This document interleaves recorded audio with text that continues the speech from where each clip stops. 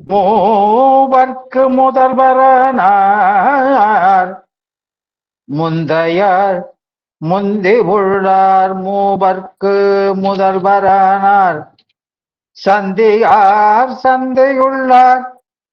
தவநெறி தரித்து நின்றார். சந்தியார் சந்தை உள்ளார். தவநெறி தரித்து நின்றார். சிந்தையார் சிந்தை உள்ளார். தவநெறி தரித்து நின்றார். சிந்தையார் சிந்தை உள்ளார். சிவநெறி அனைத்துமானார். சிவநெறி அனைத்துமானார். எந்த யார் எம்பிரானார். இடைமருது இடம் கொண்டாரே. எந்த யார் எம்பிரானார். இடைமருது இடம் கொண்டாரே. ஒழியான திருமேனி உமிழான மிகமேவும்.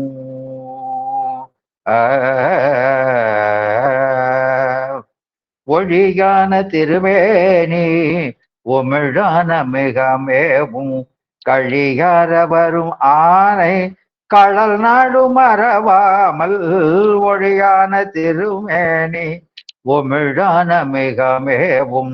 கழியார வரும் ஆனை களல் நாடு மறவாமல். அழிகாடு மலர் தூமும்.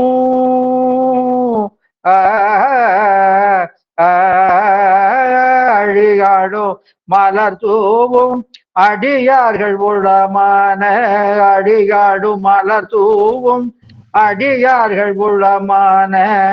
வெளியாகும் வலிதாய வினை கூட நினையாவே. வெளியாகும் வலிதாய வினை கூட நினையாவே. வினை கூட நினையாவே. வினை கூட நினையாவே.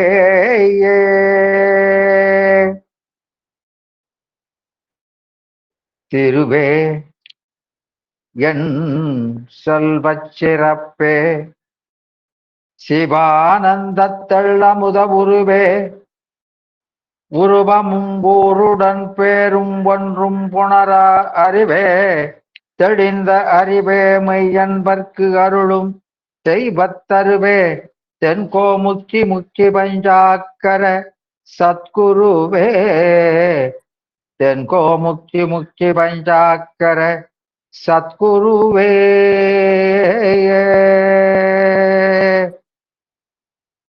கண்ணல் சர்க்கரைப்பாகு கற்கண்டு முப்பழமொடு அன்னமுடன் பால் தெளிதேன். அவைகளிலும் மிகு சுவை சேர் சொல் நயமும்.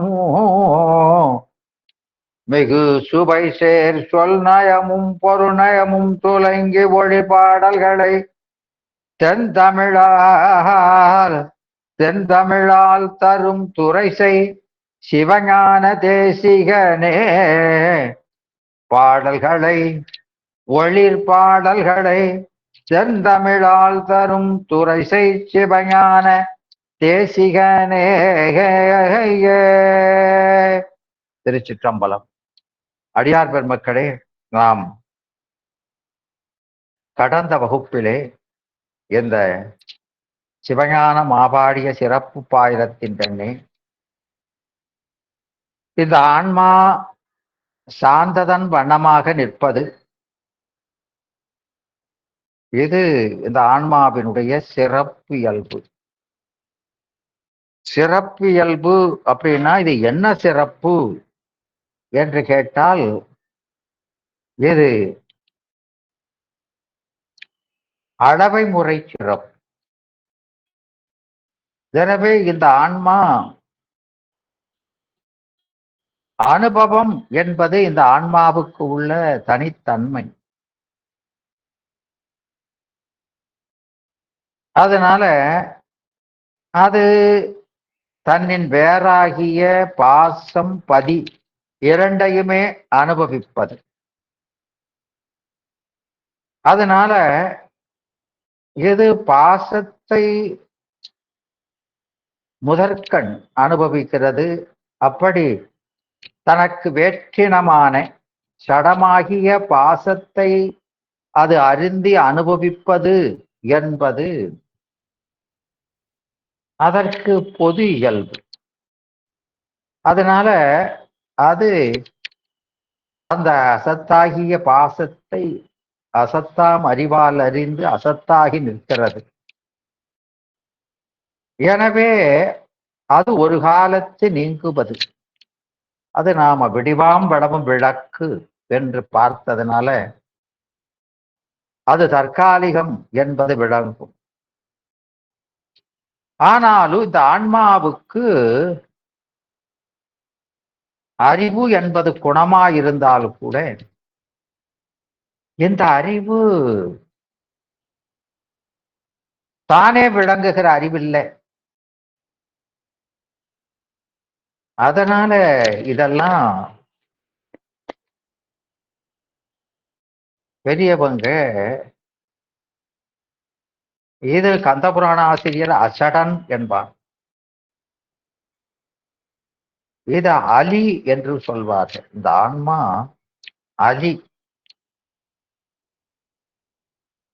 அதனால அதையும் சேரும். இரண்டு மிலி தனியனேனே என்பார். எனவே இந்த ஆன்மா பாசத்தை முதல்ல எளிய இன்பத்தை நுகர்கிறது. அந்த சிற்றின்பத்தை நுகர்ந்து பேரின்பத்துக்கு தகுதி பெறுகிறது. அப்போ பகையை பகை என்று இறைவன் உணர்த்த அது உணர்ந்து உறவோடு கூடும் என்றார் யோகிகள். இந்த சிறிய வாக்கியம் பல பொருள்களை உள்ளடக்கி நிற்பது. ஆன்மா ஆன்மான்னு சொன்னாலே வியாபகன் என்று பொருள். அதனாலதான் இந்த 4ஆம் நூற்பாவில அந்த கரணம் அவற்றின் ஒன்றும் ஆன்மா அன்று ஆயினும் அது சந்தித்தது எத சடமாகிய கருவிகளை சந்தித்தது. எதனால சந்தித்தது? சகசமலத்து உணராமையான் சந்தித்தது. எதுபோல சந்தித்தது? அரசு அமைச்சியைப்ப என்று அதற்கு ஒரு ஓமை சொன்னார். சந்தித்தது. அப்படி சந்தித்ததனால தானே அறிவு விளங்காது தனக்கு அறிவு விளங்குவதற்கு ஒரு நிலையில்லாத வியஞ்சகத்தை பற்றியதனால அந்த அறிவும் நிலையில்லாது இருக்கிறது என்பதை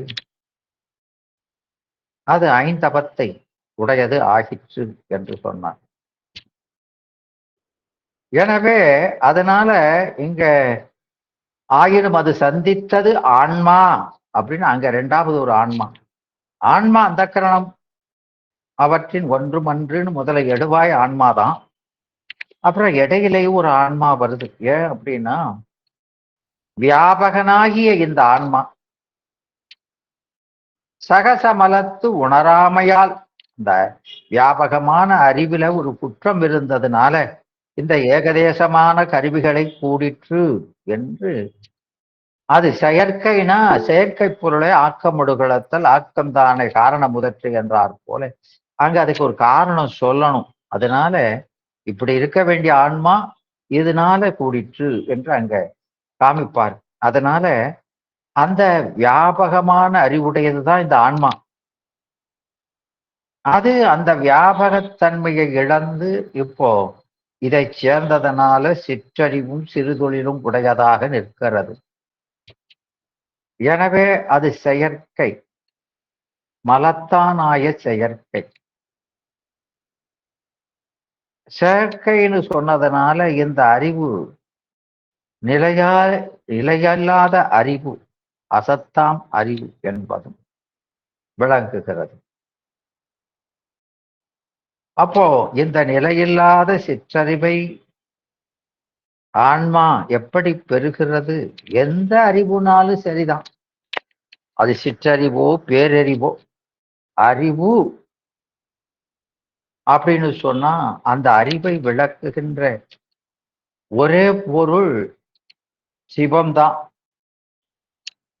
மேலொருவன் உணர்த்த உணரும். எனவே அந்த சிவபெருமான் இந்த ஆன்மாவுக்கு இந்த கருவிகள் வாயிலாக அறிவை விளக்குகிறான். முதற்க அது சின்ன குழந்தைகளுக்கு சங்கு வழியா பாலை புகட்டுவது போன்றது. அது ஏகதேச அறிவு. அப்போ அது இந்த ஐம்பொறி,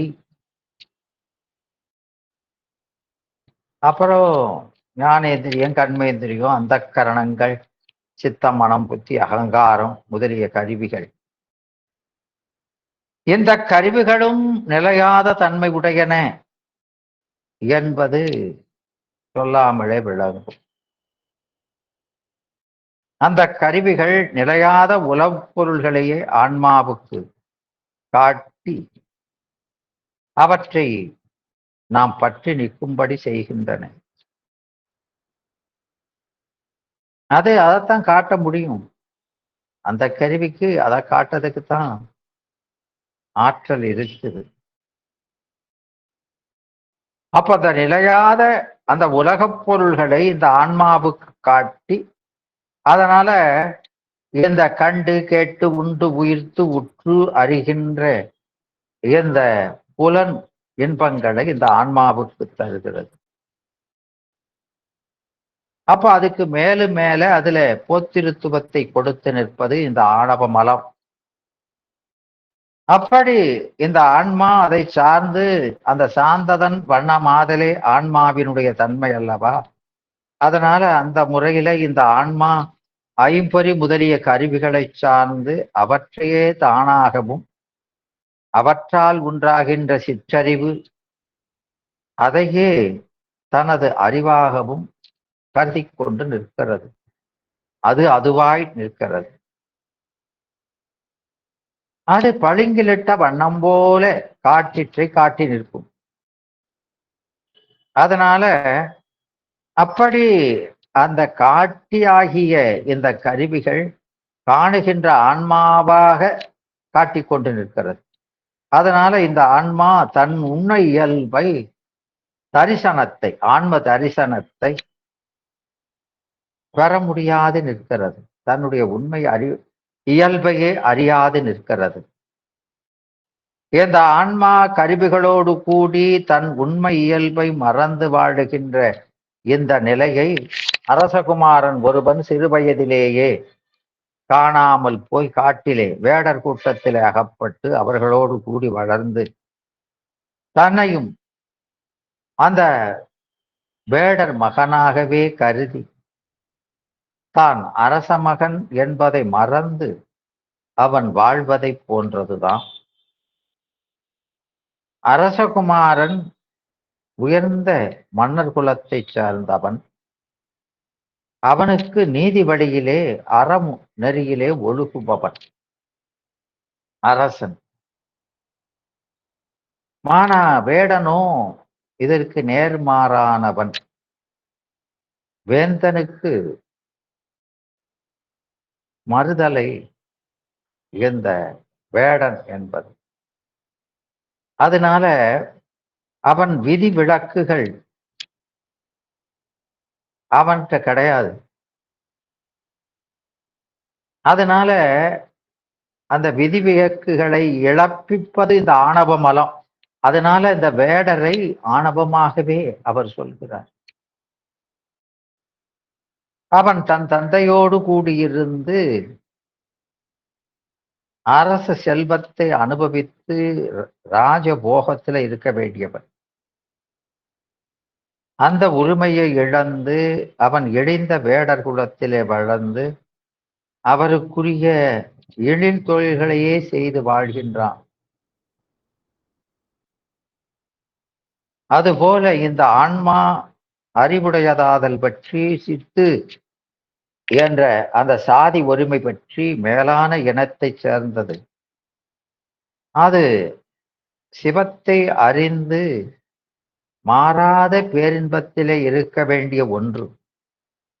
அப்படிப்பட்ட இந்த ஆன்மா அது பாசமாகிய உடம்பும் கருவிகளும் அறிவற்ற சடம் அவற்றை சார்ந்து இழிந்த ஈனமாம் சத்தாதி என்பார். அப்படிப்பட்ட ஈனமான நிலையில்லாத உடல் இன்பத்தை நுகர்ந்து கொண்டு இருக்கிறது. சித்தாகிய ஆன்மா தன் தலைவனும் தந்தையும் ஆகிய பரமான்மாவை சார்ந்து அவனைப் போல தானும் மாற்றமடையாத தன்மை பெற்று அவன் வழங்குகின்ற அந்த பேரின்பச் செல்வத்தை அனுபவிப்பதற்கு உரியது. அந்த உரிமையை இழந்து இழிவுடைய ஐம்பொறி முதலான கருவிக் கூட்டத்திலே அகப்பட்டு சிற்றறிவும் சிறுதொழிலும் உடையதாகி சிறுமைப்பட்டு வாழ்கிறது. அந்த வேடர் கூட்டத்தில் வளருகின்ற அரசகுமாரன் அறியா பருவத்தினராய் இருக்கும் பொழுது அவனது தந்தையாகிய அரசனே அவனிடத்திலே சென்று நீ எனது மகன் என்று உணர்த்தி அவனை அழைத்தால் அவன் அந்த அரசனோடு வர இசைவானா என்றால் அது அறியா பருவம். யார் அவனுக்கு உண்மையை உணர்த்தினாலும் உணரக்கூடிய பக்குவம் இல்லை. அவன் இப்பொழுது அந்த வேடரைத்தான் தன்னுடைய தந்தை தாய் என்று எண்ணிக்கொண்டிருக்கிறான். அந்த வேடர் வாழ்க்கை தான் தனக்கு உகந்தது என்று எண்ணிக்கொண்டிருக்கிறான். அந்த முகப்பு அவனை விட்டு நீங்கிற வரைக்கு இவன் சொன்னாலும் அதை புரிந்து அவன் வரமாட்டான். ஆதலால் உண்மையை உணர்த்தினால் உணரக்கூடிய பக்குவம் அவனுக்கு எப்பொழுது வாய்க்கும் என்று பொறுத்திருந்து அந்த வேடர் வாழ்க்கையில வெறுப்பு வரணும். அப்ப சொன்னாதான் உணர்வான். அந்த பருவம் வந்தவுடனே அவனிடத்திலே சென்று அவனை அழைத்தால் அவன் அங்கனமே அவன் அந்த வேடர் வாழ்க்கையை துறந்து தான் உலகை ஆள்வதற்கு உரியவன் என்ற உண்மையை உணர்ந்து அவரை நீங்கி உண்மை தந்தையை அடைந்து அந்த பெரும் செல்வத்தை பெறுவான். அதுபோல அரும்பருவம் என்பது ஆன்மாவுக்கு வேண்டும். உடம்பும் மனமும் முதலான கருவிகள் எல்லாம் அறிவில்லாதவை, நமக்கு வேறானவை. நாம் அறிவுடைய சித்துப்பொருள். நாம் இவற்றோடு கூடியிருப்பது செயற்கை அன்றி நமக்குரிய இயற்கை என்று என்ற அந்த உண்மையை உணர்வதற்கு முதல்ல பக்குவம் வேண்டும். பக்குவம் வாராதவருக்கு இந்த உண்மையை உணர்த்தினால் அவர்கள் உணர மாட்டார்கள், எள்ளி நகையாடி போவார்கள். ஆதலால் உயிருக்கு உயிராக உள்நிற்கும் இறைவன் பக்குவம் வருவரை காத்திருந்து பக்குவம் வந்தவுடன் குருபாய் வந்து உணர்த்துவான்.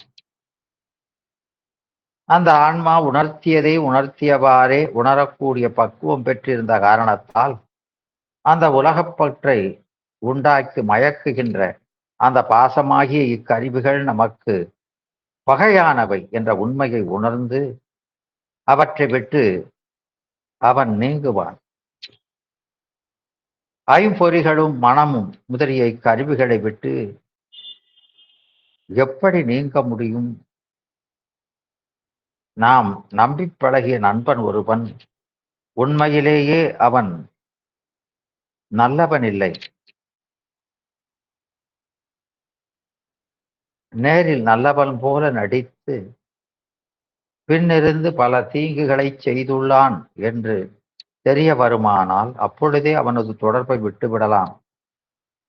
ஏன் அவன் முகத்திலேயே விழிக்க வேண்டாம் என்று வேறிடத்துக்கே சென்று விடலாம். இதுவும் முடியாது. ஏனென்றால் அந்த திருக்குறள் அவர் சொன்னது போல நாடாது நட்டலில் கேடில்லை, நட்டபின் வீடில்லை, நட்பாள்பவர்க்கு என்பான். அதனால பழகினதுக்கு அப்புறம் அதை விடுவது என்பது எளிதல்ல. அதுபோல இந்த ஐம்பொறி முதலிய கருவிகள் மாறி நின்று நம்மை மயக்குகின்ற பகை என்று தெரிந்தாலும் அவற்றை விட்டு எங்கே ஓடிப்போவது? எங்கு சென்றாலும் அவையும் நம்மோடு கூட வருகின்றனவே. எப்படி அவற்றை விட்டு நீங்குவது என்று சொன்னால், இந்த கருவிகளை நீங்குதல் என்றால் பொருளால் நீங்குதல் என்பது முடியாது. ஏன்னா நீங்குகிற இந்த ஆன்மா ஏகதேச பொருள் அல்ல. கருவிகள் ஏகதேசம். ஆனா அந்த கருவிகளை உடைய நாம் வியாபகம். அப்போ வியாபக பொருள் ஒரு ஏகதேச பொருளிலிருந்து நீங்க முடியாது. இதெல்லாம் மாற்ற முடியாத உண்மைகள், லாஜிக். அதனால அப்ப நீங்கிறதுனா என்ன அப்படின்னா, அறிவால் நீங்குவதுதான், பொருளால் நீங்குவதில்லை. அது மேல இருக்கிற பற்று நீக்கம்தான். பற்று தான் வறுமை. அந்த பற்று விடுவதுதான் செல்வம். அந்த பற்றை முற்றுமாக விற்றவர் தான் செல்வர் என்று நமக்கு தொல்காப்பியம் சொல்கிறது. எனவே இங்க இதைத்தான் இங்க சொல்கிறார். இத நமக்கு திருமந்திர ஆசிரியர் சொல்லுவார். அதாவது திருமந்திரத்துல அதாவது பொன்னை மறைத்தது பொன்னணி பூடனம், பொன்னின் மறைந்தது பொன்னணி பூடனம், தன்னை மறைத்தது தன் கரணங்களாம், தன்னின் மறைந்தது தன் கரணங்களை என்பது ஒரு பாட்டு. இதே போல திருமந்திரத்துல மரத்தை மறைத்தது மாமத யானை, மரத்தின் மறைந்தது மாமத யானை, பறைத்தை மறைத்தது பார்முதல் பூதம், பறைத்தின் மறைந்தது பார்முதல் பூதமே என்று ரெண்டு பாட்டு இருக்குது.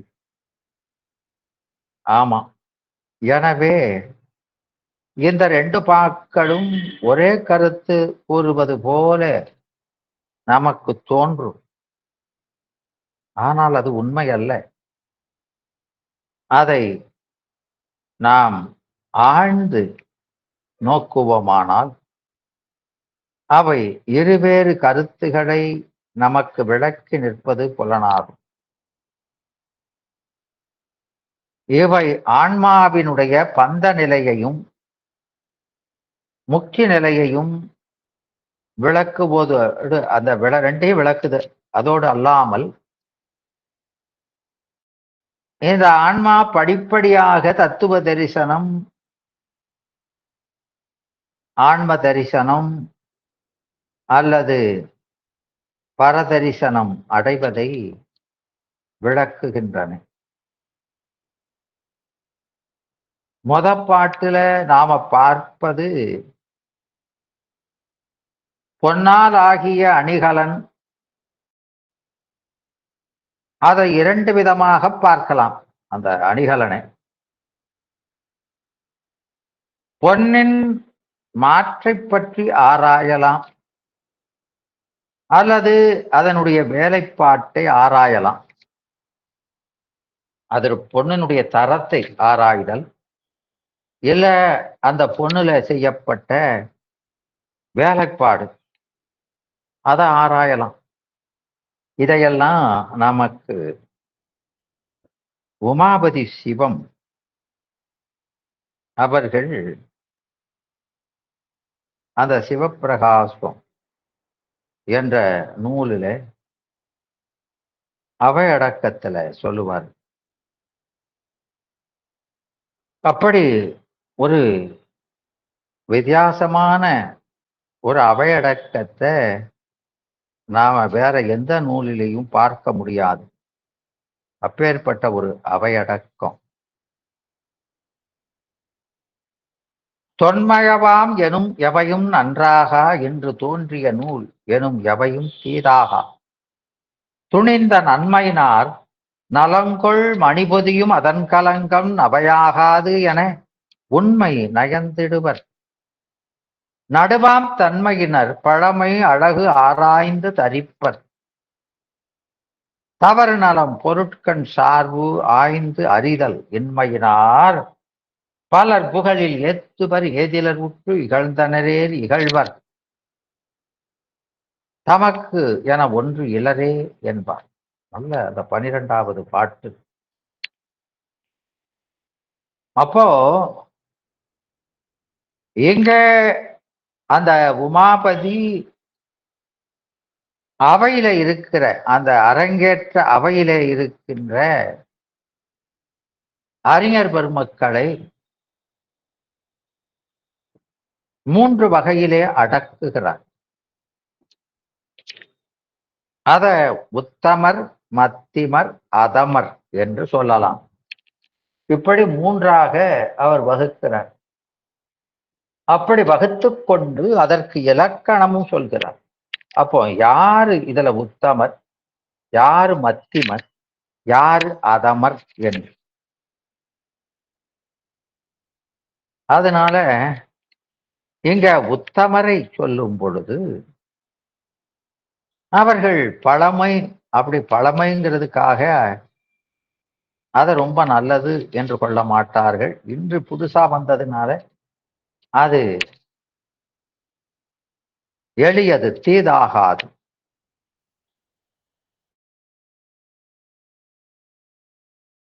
நலங்கொள் மணிபொதியும் அதன் கலங்கம் நவையாகாது என உண்மை நயந்திடுவார். எனவே ஒவ்வொரு மணிக்கும் ஒவ்வொரு நலம் இருக்குது. எந்தெந்த கற்களை நாம் அணிந்தால் இது நமக்கு என்னென்ன பயனை தரும் என்றெல்லாம் அந்த நூல்கள்ல சொல்லியிருக்கு. சுக்கர நீதி என்ற நூல் ரொம்ப விரிவா பேசுது இதை பற்றி. அது திருவிளையாடல் புராணம் மாணிக்க பெற்ற படலத்திலையும் அதை பார்க்கலாம். அப்போ எந்த மணியானது எல்லா நலன்களையும் கொடுக்கக்கூடிய ஒரு மணி. அது அந்த அருளது நிலை பாட்டுல சொன்னது போல இது எல்லா நிலைகளையும் கொடுக்கக்கூடிய மணி. அருளில் பெரியது அகிலத்தில் வேண்டும் பொருளில் தலையிலது போல என்று சொன்னாரே, அது போல இந்த எல்லா நலன்களும் பொதிந்திருக்கின்ற அந்த மணி, அத ஒரு ஓலப்பெட்டியில வச்சிருக்கிறான், இல்லைன்னா ஒரு நாய்த்தோலில வச்சு பொதிந்து வைத்திருக்கலாம். அப்போ அந்த உயர்ந்த மணி ஒரு எளிந்த பொருளிலே வைக்கப்பட்டிருக்கிறது என்று சொன்னால் அந்த மணியை தாங்கி நிற்கின்ற அந்த பெட்டகத்தையோ மற்றதையோ அவர்கள் பெரிதாக நினைக்க மாட்டார்கள். அந்த மணியினுடைய பெருமையை மட்டும்தான் பார்ப்பாங்க. அந்த வேலைப்பாடுகள் மற்றதெல்லாம் பார்க்க மாட்டாங்க. ஒரு நூலு அப்படின்னு சொன்னா அந்த நூலில மணிகள் என்பது வேத ஆகம வாக்கியங்கள் தான் மணிகள். அத நாம இந்த உமாபதியே சதரத்ன சங்கிரகம் என்று சொல்லியிருக்கிறார். அப்படி ஒரு நூல் எழுதியிருக்கிறார். அப்போ ரத்தினங்கள் என்பது உயிருக்கு உறுதி பயக்கின்ற அந்த வாக்கியங்கள் தான். அதுதான் இங்க மணி. அப்போ அதை சொல்லப்பட்ட அந்த செயலிலேயோ மற்றதிலேயோ அணிநலன்கள் இல்லாம இருந்தா கூட, வேலைப்பாடு அலங்காரங்கள் இல்லாம இருந்தாலும் அதை பார்க்க மாட்டாங்க. என்ன கருத்து சொல்லியிருக்குன்னு அதை மட்டும் பார்க்கிறவங்க உத்தமர். அப்போ இந்த சிவப்பிரகாச நூலில் வேத ஆகம கருத்துக்கள் மணிகள் எவ்வளவு வந்திருக்குதுன்னு பார்த்து அதை மட்டும் போற்றுபவர்கள், அதை சொல்லப்பட்ட செய்யுள் நலம் மற்றதெல்லாம் பார்க்க மாட்டாங்க. அது உத்தமருடைய இயல்பு. சரி, மத்திமர் இருக்கான், அவன் பழமையையும் பார்ப்பான், அதுல வேலைப்பாட்டையும் பார்ப்பான். ரெண்டையும் பார்ப்பான். அதுபோல இங்க இந்த நூல்ல வேதாகம கருத்து எவ்வளவு இருக்குதுன்னு அதையும் பார்ப்பான். அத ஆசிரியர் எப்படி நயத்தோடு சொல்லியிருக்கிறாருன்னு அந்த நயத்தையும் சொல்லப்பட்ட அணிநலன்களையும் அறிந்து அனுபவிப்பவன் அவன் மத்திமன். அதமன் என்பவன் அவன் ஒரு பொருள்ல எது குற்றம் எது குணம் அப்படிங்கிறது தெரியாதவன். அப்போ அவன் என்ன செய்வான்? அவனுக்கு அந்த பொருளை பற்றிய தன்மையை கேட்டா அவனுக்கு அதுல எது நலம் எது தவறுன்னு தெரியாது. அதனால அவனுக்கு அதை பற்றி அதை மதிப்பீடு செய்ய முடியாது. அவன் என்ன செய்வான் அப்படின்னா, மற்றவங்க என்ன சொல்றாங்கன்னு பார்த்து அவர்கள் நல்லா இருக்குன்னு சொன்னா ரொம்ப நல்லா இருக்குமா, இல்ல மோசமா இருக்குன்னா ரொம்ப மோசம் இருக்கும். எனவே அந்த பலர் புகழில் ஏத்துவர் ஏதலர் உற்று இகழ்ந்தனரே இகழ்வர். அவர்கள் இகழ்ந்தானா இவர் ரொம்ப மோசம் இகழ்வான், புகழ்ந்தாங்கன்னா புகழ்வான், தனக்குன்னு ஒரு கருத்து இல்லாதவன் என்று இப்படி மூன்றாக பிரிப்பான். எனவே இந்த நூல்ல என்ன நலம் இருக்கு குற்றம் இருக்குதுன்னு அறியாதவர்களை அதமர்னு சொல்லு. அப்படி அந்த அவையடக்கம் செய்தது போல இங்கே இந்த யாரு நல்லவரு எது நலம் எது கெட்டது என்று ஆய்ந்து அறிதல் இன்மையினால், அதுதான் அங்க அந்த கடைசியில சொல்லப்பட்டது அதமர். அப்போ அந்த இது தெரிஞ்சா ஒருவன் அவன் நல்லவில்லைன்னு தெரிஞ்சா அவன் கூட சேர மாட்டான். சேர்ந்ததுக்கு அப்புறம் அவனை விடுறதுங்கிறது முடியாது. அதனால இந்த கருவிகளை நாம நீங்குதல் என்பது வியாபக பொருளாகிய நமக்கு உண்மையிலேயே அது முடியாத ஒன்று. அதனால அறிவினால பற்றி விட்டால் அந்த பொருளை விட்டது போலதான். அந்த கருத்தினை அடக்கித்தான் இங்க பகையை பகையென்று உணரவே என்று முனிவர் பெருமான் சொல்கிறார். எனவே இந்த ஊசல் கயிறு அற்றதாயின் தாய் தரையாம் துணையாமால் என்பார். ஊசல்ங்கிறது இங்க ஆன்மா, கயிறு நான் எனது என்ற பற்று, அதை தாங்குகின்ற அந்த மரமோ அல்லது விட்டமோ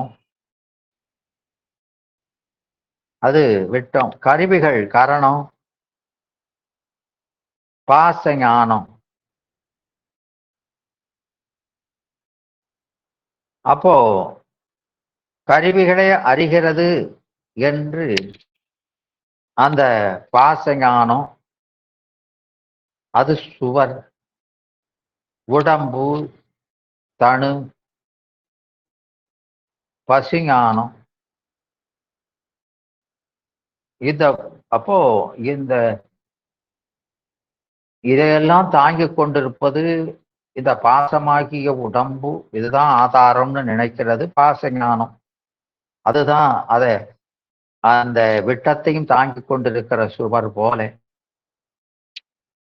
பசுஞானம் என்பது உயிரே கருவிகளின் துணை கொண்டு அறிகிறது. அங்கே திரோதான சக்தி எய்தை மறந்து காண்பான் ஒரு இருளில் காட்டிடவும் தான் கண்ட வீண்பாவம், அது தற்போதம். அதுதான் பசுஞானம். தரை என்பது அது திருவருள், பரம ஆதாரம். இந்த எல்லா ஞானத்துக்கும் ஆதாரமாயிருப்பது அதுதான். இதுவே கருவியும் பொருளும் காட்டும் காலமும் கருமந்தானும் உருவமும் அடவும் நூலும் ஒருத்தலாலும் உணர்த்தலாலும் அருவனாய் உண்மை தன்னில் அறியாது நிற்றலாலும் ஒருவனே அல்லாத்தானும் உணர்த்துவன் அருளினாலே என்று அப்படி சொல்வாரே. அதான் ஒரு பாவல, அதுதான் இது. அந்த ஒருவனே எல்லாத்தாலும் எல்லாத்தையும் கூட்டி உணர்த்துவான். எனவே இந்த கருவிகள் நமக்கு வேறானவை என்று உணர்ந்த அளவிலே அந்த ஆன்மா தனக்கு என்றும் உறவாக உள்ள அந்த சிவமாகிய மெய்ப்பொருளை சார்ந்துவிடும். இந்த பற்று தான் அதை மறைச்சிக்கிட்டு இருக்குது. அதுதான் நிலையான பற்று. மற்றதெல்லாம் அவாந்தரம். ஆமா, அத அந்த 19வது சிவப்பிரகாசம் 19வது பாட்டிலே சொல்லுவாரு. ஆன்மாவை பற்றி சொல்லும் பொழுது அங்க சொல்லுவார். எனவே அங்க அந்த 10வது பாட்டிலையும் சொல்லுவார், மாறா மலமகல அகலாத மண்ணுபோத திருவருள் ஒன்று என்று சொல்லுவார். அது மாதிரிதான் இங்க எண்ணறிதாய் நித்தமாய் இருள்மலத்தில் அழிந்தி இறைவனைக்கு ஈடான ஆக்கை அன்னரல்லால் நன்னி அவையவராய் அதனால் அழகில் நிகழ் போகங்கள் பொருந்துமாட்டால் புண்ணிய பாவங்கள் புரிந்து போக்குவரவு உடைத்தாய் புணரும் இரு மலபாக்கம் பொருந்திய கால் அருளால் உள்நிலவும் ஒளியதனால் இருளகற்றி.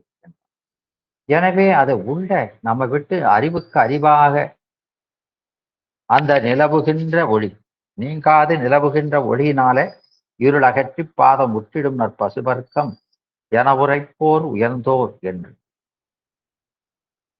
அப்போ மாறாம் அகலமகல அகலாத மண்ணுபோத திருவருள் என்று அந்த 10வது பாட்டுல சொன்னார். எனவே அந்த பாச அகலும். ஆனா இந்த திருவருள் பதி அவர் நம்மை விட்டு ஒரு காலம் அகல மாட்டார். அதனால மாறாமலம் அகல, மாறாமலம் அது நித்த மலம்தான். ஆனாலும் அதனுடைய காரியம் இந்த ஆன்மாவை விட்டு நீங்கிடும் சுத்தத்துல. மண்ணு போத திருவருள். ஆனா எந்த நிலையிலும் அது கேவலமோ சகலமோ சுத்தமோ முக்கியோ எந்த நிலையிலும் நம்மை விட்டு அகலாத அறிவாக இருப்பது திருவருள். அத தெளியும் ஓகுவது சிவ ஆகமம். அந்த நம் அறிவிலே மண்ணி இருக்கிற திருவருளை நாம் தெளியுமாறு ஓதுவதுதான் இந்த சிவ ஆகமம் என்று உலகறிய செப்பு நூலே என்பார்.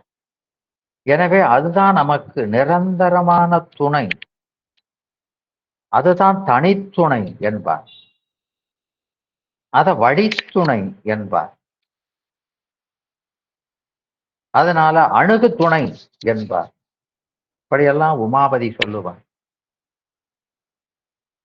அதனால அந்த அந்த பெருமான் தான் நமக்கு கட்டு நிலையோ முச்சி நிலையோ நமக்கு அறிவை விளக்குகிறவர் அவர்தான். இந்த கருவிகள் தன்னின் வேறானவை என்று உணர்ந்த அளவிலே இந்த ஆன்மா தனக்கு என்றும் உறவாக உள்ள அந்த சிவமாகிய மெய்ப்பொருளை சார்ந்துவிடும் என்றார். அப்போ பகையை பகையென்று உணர்வே உணர்வோடு கூடும். அதத்தான் இந்த பாட்டுல நமக்கு அவர் சொல்கிறார். 2 பாட்டும் ஒண்ணு இல்லை. எனவே இந்த ஆன்மா பந்த நிலையிலும் முக்கிய நிலையிலும் விளங்குவதோடு அல்லாமல் ஆன்மா படிப்படியாக தத்துவ தரிசனம் ஆன்ம தரிசனம் இப்படி அடைவதை விளக்குவது. இந்த அணிகடல்ல விதவிதமான அதை 2 விதமா பார்க்கலாம். ஒன்று பொன்னினுடைய தரத்தை பார்ப்பது, மாத்து அதை பார்த்து ஆராயலாம். அல்லது அதனுடைய வேலைப்பாட்டை பார்த்து ஆராயலாம். அப்போ பொன்னினுடைய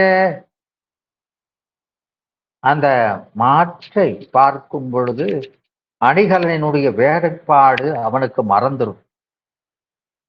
நாம பொதுவா பார்க்கறது நமக்கு அந்த மாத்து பார்த்த உடனே தெரியாது. அந்த வேலைப்பாடு தான் தெரியும். ஆனா பொற்கொல்லர் அவளை மாற்றத்தான் பார்ப்பான். வேலைப்பாட்டை ஆராயும் போது நாம் பொன்னை மறந்து விடுகிறோம். ஆனால் இரண்டும் உள்பொருள்கள் தான். அதை பற்றி நமக்கு ஐயமில்லை.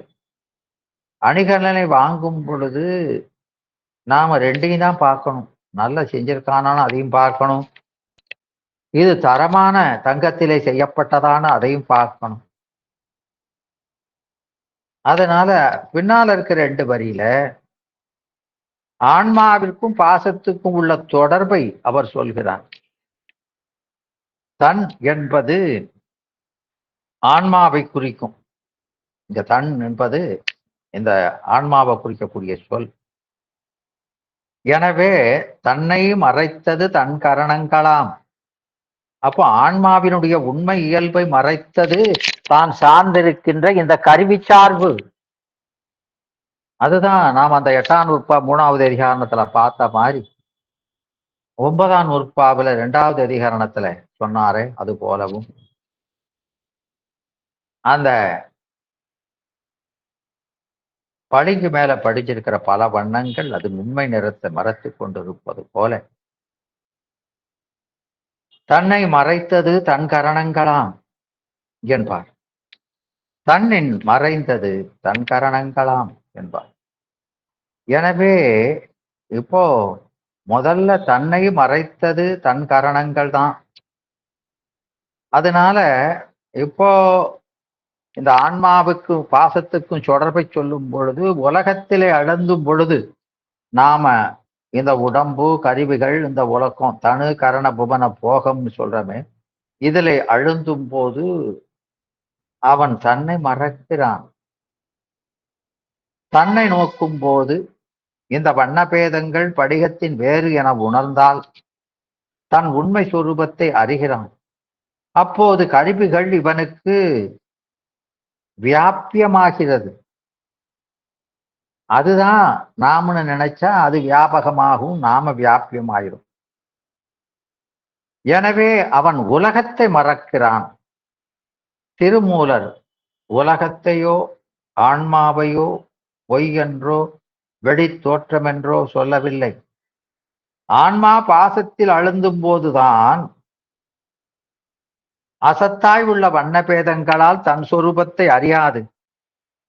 அதுவே தான் என்ற மயக்கத்தில் அதற்கு வியாபியமாய் இருக்கிறது. அப்போ அதுக்கு வியாபியமாய் அடங்கி மறைந்து இருக்கிறது. தன்னை நோக்கும் போது பாசம் மறைந்து விடுகிறது. அது வியாபியமாகிறது. ஆன்மா பாசத்தில் அல்லது உலகத்தில் மறைந்திருக்கும் நிலை பந்த நிலை. நாம கருவிகளுக்கு மறைஞ்சிருக்குது கட்டு நிலை. ஆன்மா தன்னையும் பாசத்தையும் பிரித்து பார்க்கும் நிலை தத்துவ தரிசனம், ஆன்ம தரிசனம் கைவரப்பட்ட நிலை. இது ஐயக்காட்சி. இந்த தொடர்புகளை உணர்வதின் அடிப்படையிலே ஒழுக்கம் என்ற கட்டிடம் எழுப்பப்படும். மனிதன் உலகத்தில் அழுந்த அவன் துன்பத்திலே ஆழ்கிறான். இந்த உலகப்பற்றை விட அவன் ஆன்மீக வலிமை பெற்று ஒழுக்க நெறியிலே தளராது நிற்கிறான். இந்த ஆன்மா சக்திக்கும் அதாவது சத்துக்கும் அசத்துக்கும் இடைப்பட்ட நிலையிலே இருக்கிறது. ஆகையால் அதை சதசத்து. அப்போ அசத்து நமக்கு செயற்கை. அந்த செயற்கையிலிருந்து சத்தினுடைய உதவியால நீங்கிறதுனால சதசத்து. இந்த நுண்ணிய கருத்தை நமக்கு தெரிந்த வரையிலே வேற எந்த தத்துவ நூலும் சொல்லவில்லை. ஆன்மாவினுடைய இந்த இலக்கணத்தை ஒளிவில் ஒடுக்கம் இயற்றிய கண்ணுடைய வள்ளலார் அலி என்ற பெயராலே விளக்குகிறார். அலி என்ற சொல்லுக்கு இலக்கணப்படி தனி பால் கிடையாது. அது ஆணுருவு மிகுந்திருந்தால் ஆணு, பெண்ணுருவு மிகுந்திருந்தால் பெண்ணு என்றும் இலக்கணப்படி அலி அவன் என்றும் அவள் என்றும் குறிக்கப்படும். இதுபோல ஆன்மாவுக்கு தனிப்பட்ட குணமில்லை. அசத்தோடு கூடி அசத்தாகும், சத்தோடு கூடி சத்தாகவும் நிற்கும். ஆனாலும் அதற்கு இயல்பு எதுனா தன்னினமான சத்தோடு நிற்பதுதான். இறைவனும் உலகமும் இல்லையானால் ஆன்மா இல்லை. இக்கருத்தை மெய்கண்டார் 2 உதாரணங்களை கொண்டு விளக்குகிறார். எப்பொருளும் ஆகாயத்தில ஆதாரமின்றி தனித்து நிற்க முடியாது. ஆன்மா ஒரு ஊஞ்சலை போன்றது என்றார் மெய்கண்டார். ஊஞ்சல் கயிற்றால் அது மரக்கிளையிலே கட்டப்பட்டுள்ளது. ஊஞ்சலுக்கு மரம் ஆதாரமாக உள்ளது.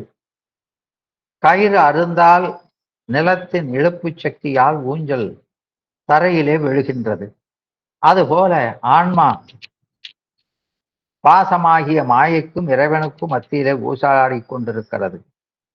அது மலப்பற்று அற்றதும் இறைவனை சேரும். பழம் முதிர்ந்து பக்குவமடைகின்ற வரையிலேதான் அது மரத்திலே பற்றி கொண்டு நிற்கும். பக்குவப்பட்டதும் மரம் அதை நிறுத்தி வைக்க முடியாது.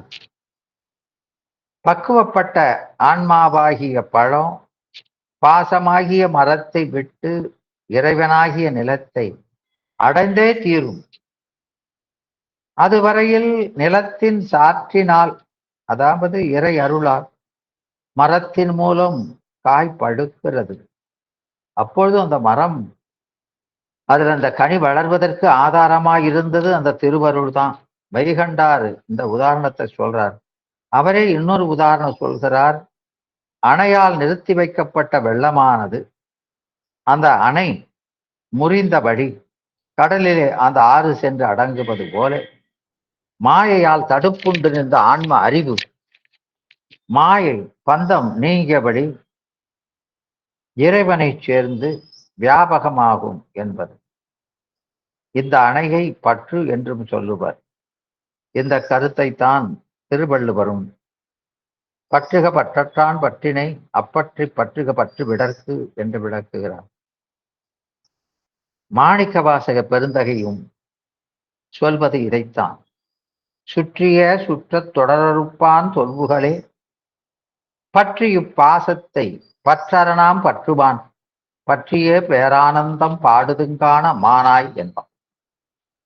எனவே ஆன்மாவினுடைய இந்த இலக்கணத்தை அறியாது பண்டைய பௌத்தரும் தற்காலத்திய நிர்ஈச்சுரவாதிகளும் இடர்படுகின்றார்கள். அவர்கள் ஆன்மாவின் முடிந்த ஆதாரமாகிய இறைவனின் உண்மையை மறுத்து தங்கள் தத்துவத்தை சூனியவாதத்துல கொண்டு முடிக்கிறார்கள். பௌத்தர்களுக்கு ஆன்மாவின் பரிபக்குவ நிலைதான் அறிவு நிலையாகும். சைவ சித்தாந்தத்தின்படி இந்த ஆன்மா இறைவனோடு கூடிய போது அது உலக உணர்வை விட்டதும் அல்லாமல் தன் உணர்வையும் விட்டு விடுகிறது. பசு உணர்வும் போயிருது. அந்த நிலையிலே ஆன்மா அன்பும் ஆனந்தமுமாகிய அந்த அனுபவ நிலையை தான் நிற்கும். அத நாம அது அந்த சத்தை சார்ந்து சத்தாக அப்படி நிற்பது. அத நமக்கு ஆனா அமுதே அயில்வேல் அரசே ஞானாக அரணே நபிலத் தகுமோ யானாகிய என்னை விழுங்கி வெறும் தானாய் நின்றது நிலை நின்றது தற்பரமே என்பார். எளிமையாய் பாடிக்கொண்டே வந்தவருக்கு திடீர் என்று ஒரு நினைப்பு வருகிறது. என்ன நினைப்பு வருகிறது அப்படின்னா, இறைவன் நமக்கு என்னை அவன் நமக்கு வருவதெல்லாம் அந்த பெருமானிடத்திலிருந்து தான் வருகிறது. நலன் எல்லாமே அந்த அவன் செய்கிற நலத்தை இங்க சொல்கிறார். அவன் பெருமான் நமக்கு செய்யறத நினைத்து பார்க்கிறார். அந்த முருகப்பெருமானை பார்த்து அந்த நினைப்பை பெருக்குகிறார். அவருக்கு அவரை பார்த்த நினைப்பு வருகிறது. அவர் கையில தாங்கி பிடிச்சிருப்பது ஒரு வேலு.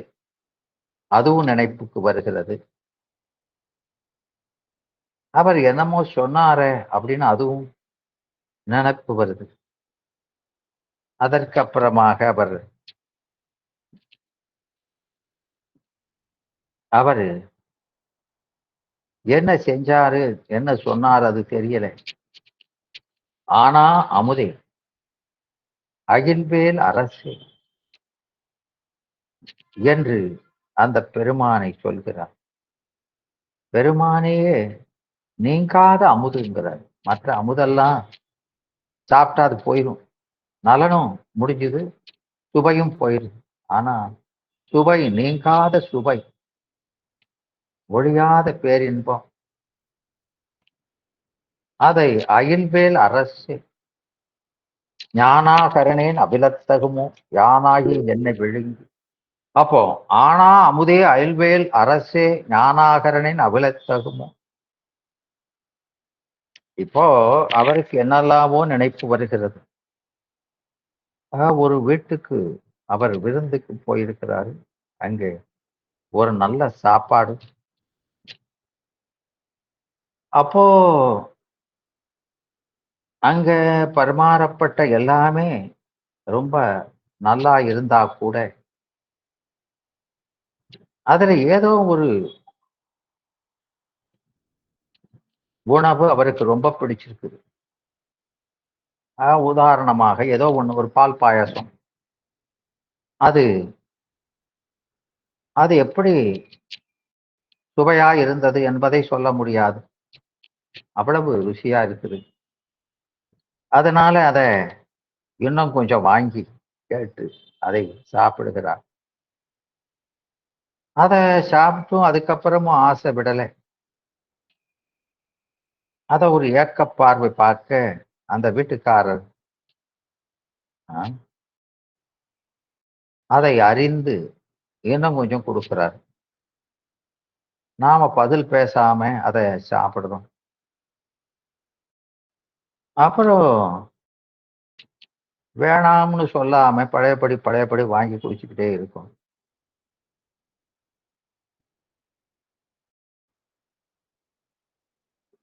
இப்போ இதை எதுக்கு சம்பந்தம் இல்லாம சொல்றாருன்னு அப்படின்னு நினைப்பீங்க.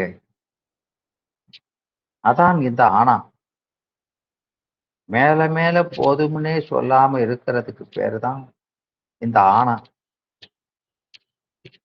இது எப்படினாலும் ஒரு குறிப்பிட்ட லெவல் வந்தாச்சுன்னா அது திகட்டிடும். ஆனா இறைவன் கொடுக்கிற இந்த இன்பம் இருக்குதே, ஆனா அறிவாய் நீங்காத என்று, அப்படிப்பட்ட ஒரு இன்பம் அதை பெருமான் கொடுக்கிறார். ஆனா அமுதேன் அயில் வேல் அரசே. அயில் என்ன, அது கூர்மையான வேலு.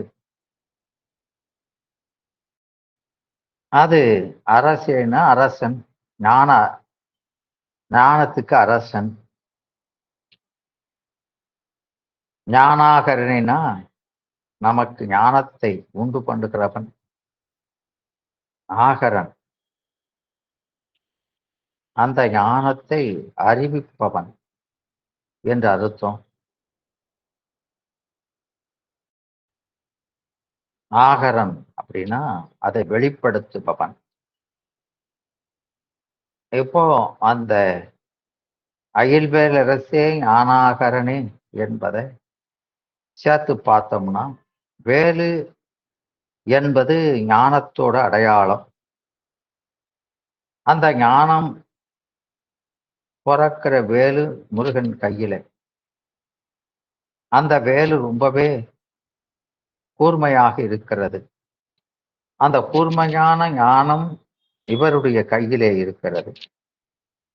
அந்த கையால ஒரு அமுதத்தை தருகிறார் அருணகிரியாருக்கு. அந்த அமுதம் எப்படி இருக்கும்?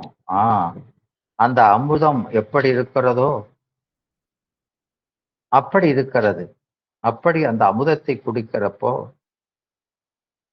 அதை விரும்பி குடிக்கிறார், அருந்துகிறார் அருணகிரியார். போதும் என்று இவருக்கு சொல்லத் தெரியல. அத கொடுக்கிற அந்த முருகன் வள்ளல், வள்ளி மணாளல்லா வள்ளலாத்தான் இருப்பான். அவரும் நிறுத்தவே மாட்டுக்கிறாரு. ஞானாகரனே அயில்வேல் அரசே ஆனா அமுதே சொல்றது இதைத்தான். இப்படி அவர் கொடுத்த ஞானத்தை, அந்த ஞானத்தால் வருகின்ற இன்பத்தை வாயினால சொன்னா இவரால சிறிதும் அதை சொல்ல முடியல. நான் எப்படி அப்பா இதை சொல்கிறது? பெருமானே நீ கொடுக்கிற என்ப அதை சொல்ல முடியலையே என்று அவர் புலம்புறார்.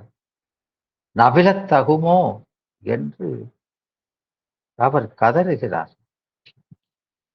அதைத்தான் அந்த அடுத்த 2 வரியில சொல்றார். யானாகிய என்னை விழுங்கி வெறும் தானாய் நிலை நின்றது தற்பரமே என்கிறார். தற்பரமே நின்றது என்றாங்க. அது தேற்றம். இதை பத்தி சொல்றதுக்கு முன்னாடி நாம கண்டிப்பா ஒண்ணு சொல்லி ஆகணும்.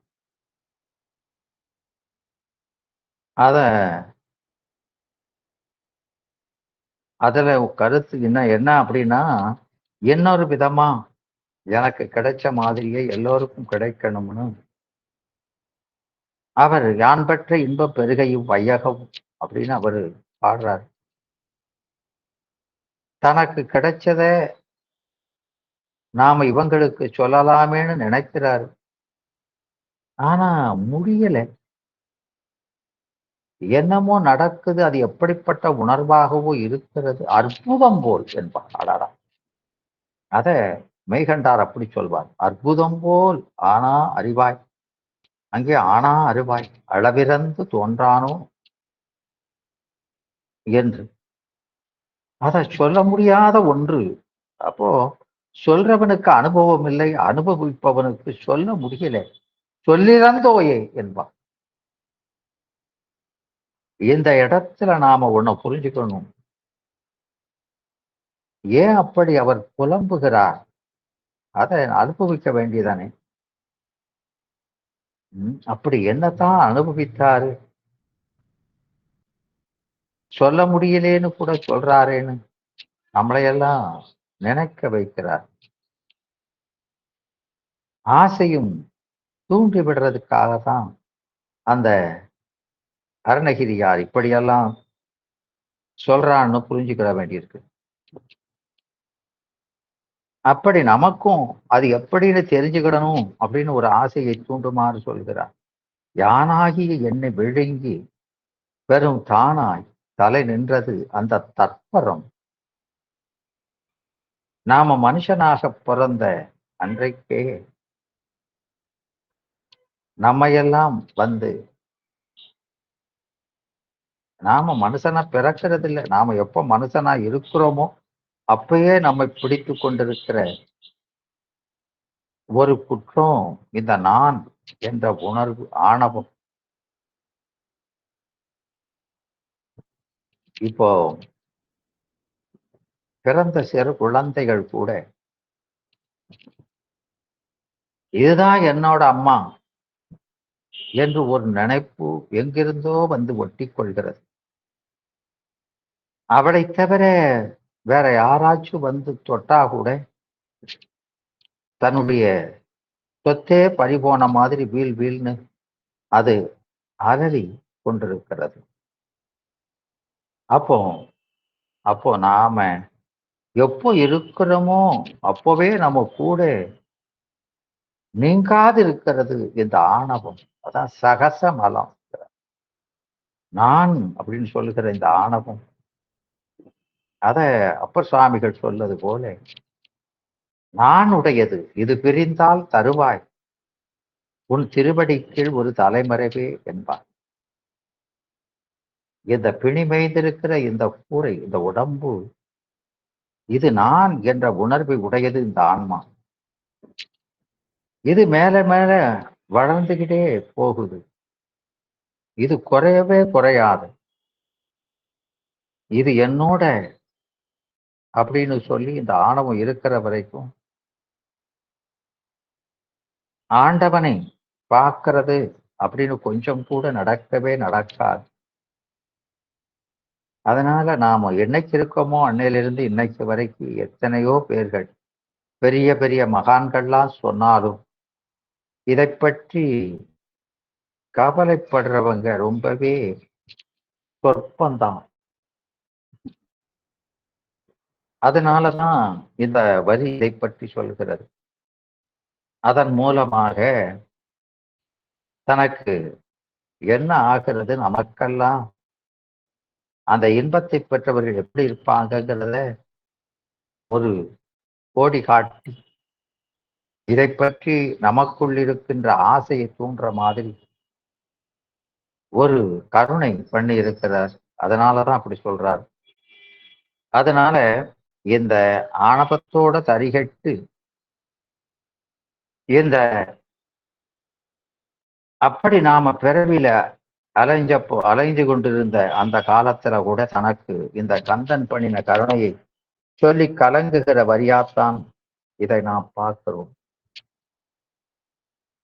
இந்த முருகப்பெருமானுக்கு பொதுவா ஒரு குணம் என்ன அப்படின்னா, அது பெரியவங்க சொல்றாங்க, தப்பு பண்றவங்களை தண்டிப்பது. சிவபெருமான், துர்க்கை, இப்படி எத்தனையோ கடவுள் இருக்கு.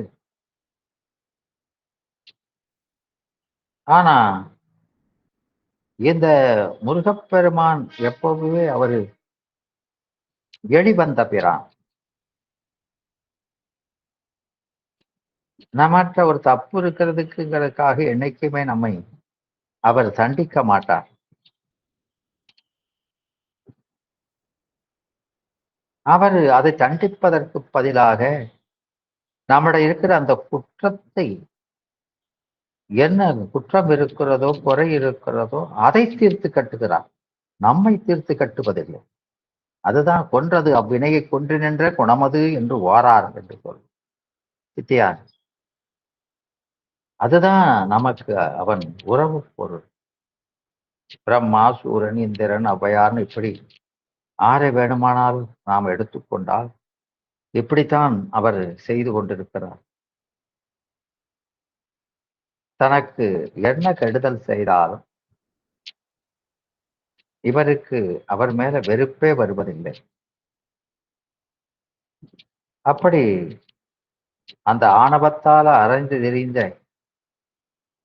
அந்த அருணகிரியை தன்னோட கையிலேயே அவர் வைத்துக் கொண்டு அவர்கிட்ட இருந்த இந்த யான் என்று சொல்லக்கூடிய அந்த ஆணவத்தை முழுசாக நீக்கி அந்த இடத்தில் அருமையான விழுங்கின்னு சொல்றாரு. யானாகிய என்னை விழுங்கி அவன் தனக்குள்ளே கறக்கின்றான். அதுக்கப்புறம் என்ன ஆச்சு அதுக்கு? வெறும் தானாய் நின்றது. முழுவதும் தானாகி நம் அறிவு முழுவதுமே அந்த சிவபோதம் அடக்கி தன்னை அதிலிருந்து நீங்காது வைத்து காக்கிறது அந்த தற்பரம் என்று சொல்கிறார். அதான் யான் இப்ப தான் ஆயிடுச்சு.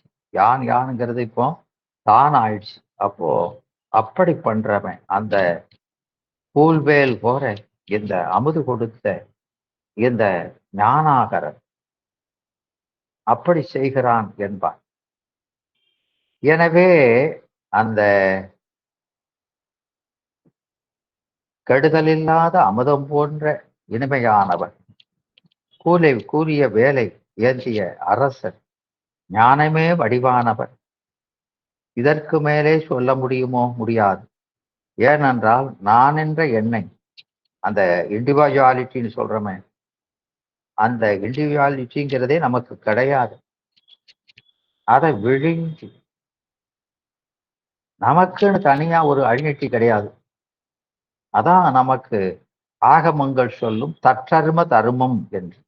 அவனுடைய தர்மம் தான் நமக்கு தர்மமே தவிர நமக்குன்னு ஒரு தர்மம் கிடையாது. எனவே விழுங்கி அப்படி வேறொன்றும் இல்லாமல் வெறும் தானாய், கொஞ்சம் கூட அந்த நான் என்ற உணர்வு வராமல் எல்லாம் அவனே என்ற நின்ற நிலை, அதுதான் அது தத்துவம் என்று சொல்லப்படுகிறது, அந்த பரம்பொருள். எனவே பொன்னே மணியே பொருளே அருளே என்று கூறி முறையிட்ட அந்த சாதகனுக்கு கருணைக்கடலான அந்த முருகப்பெருமான் அருள்மழையை பொழிந்தான். அதன் பயனாக அந்த சாதகன் ஆனந்த கடலிலே மூழ்கினான். அந்த அபரிமிதமான இறை கிருபையால் இதுவரை அனுபவித்திராத ஆழ்ந்த ஒரு அந்த ஒன்றுதல் என்ற நிலை, அதை நாம முக்கியிலே சமாதிங்கிறோம். அந்த ஆழ்ந்த சமாதி கைவரப் பெற்றான். இந்த சமாதி நிலையில இந்த அண்ட உணர்வின் விளிம்பு வரை அவனால் தொட முடிந்தது. இறை கிருபையால் என்னதான் சாத்தியமில்லை.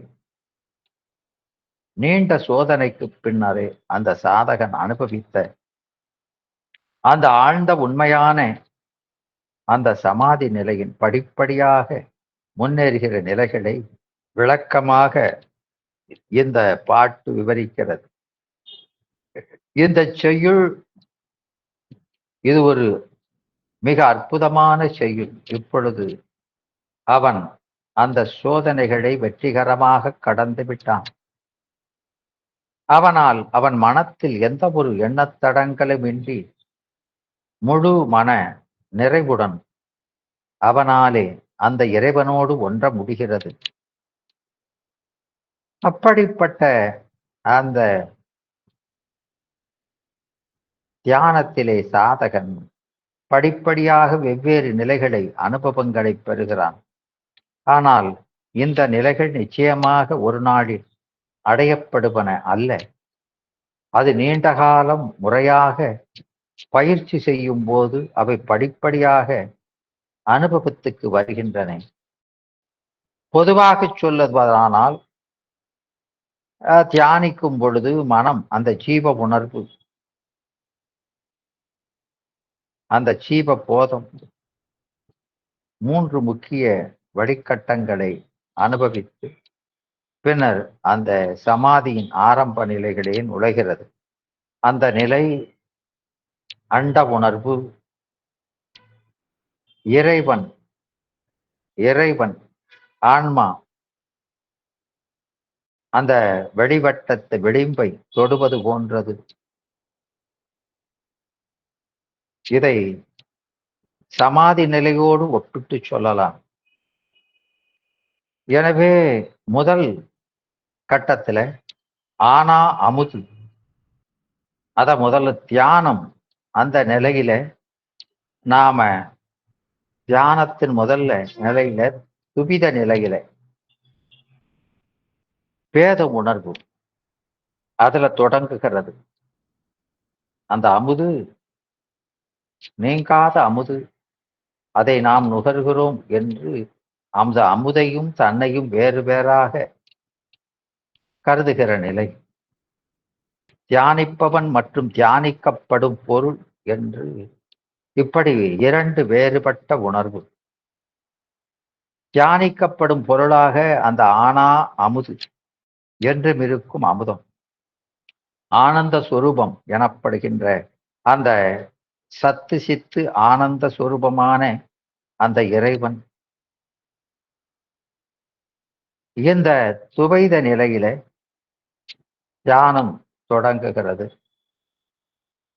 உண்மை தியானம் அமுதம் போல தித்திக்கும், அதாவது ஆனந்தத்தை தருகிறது.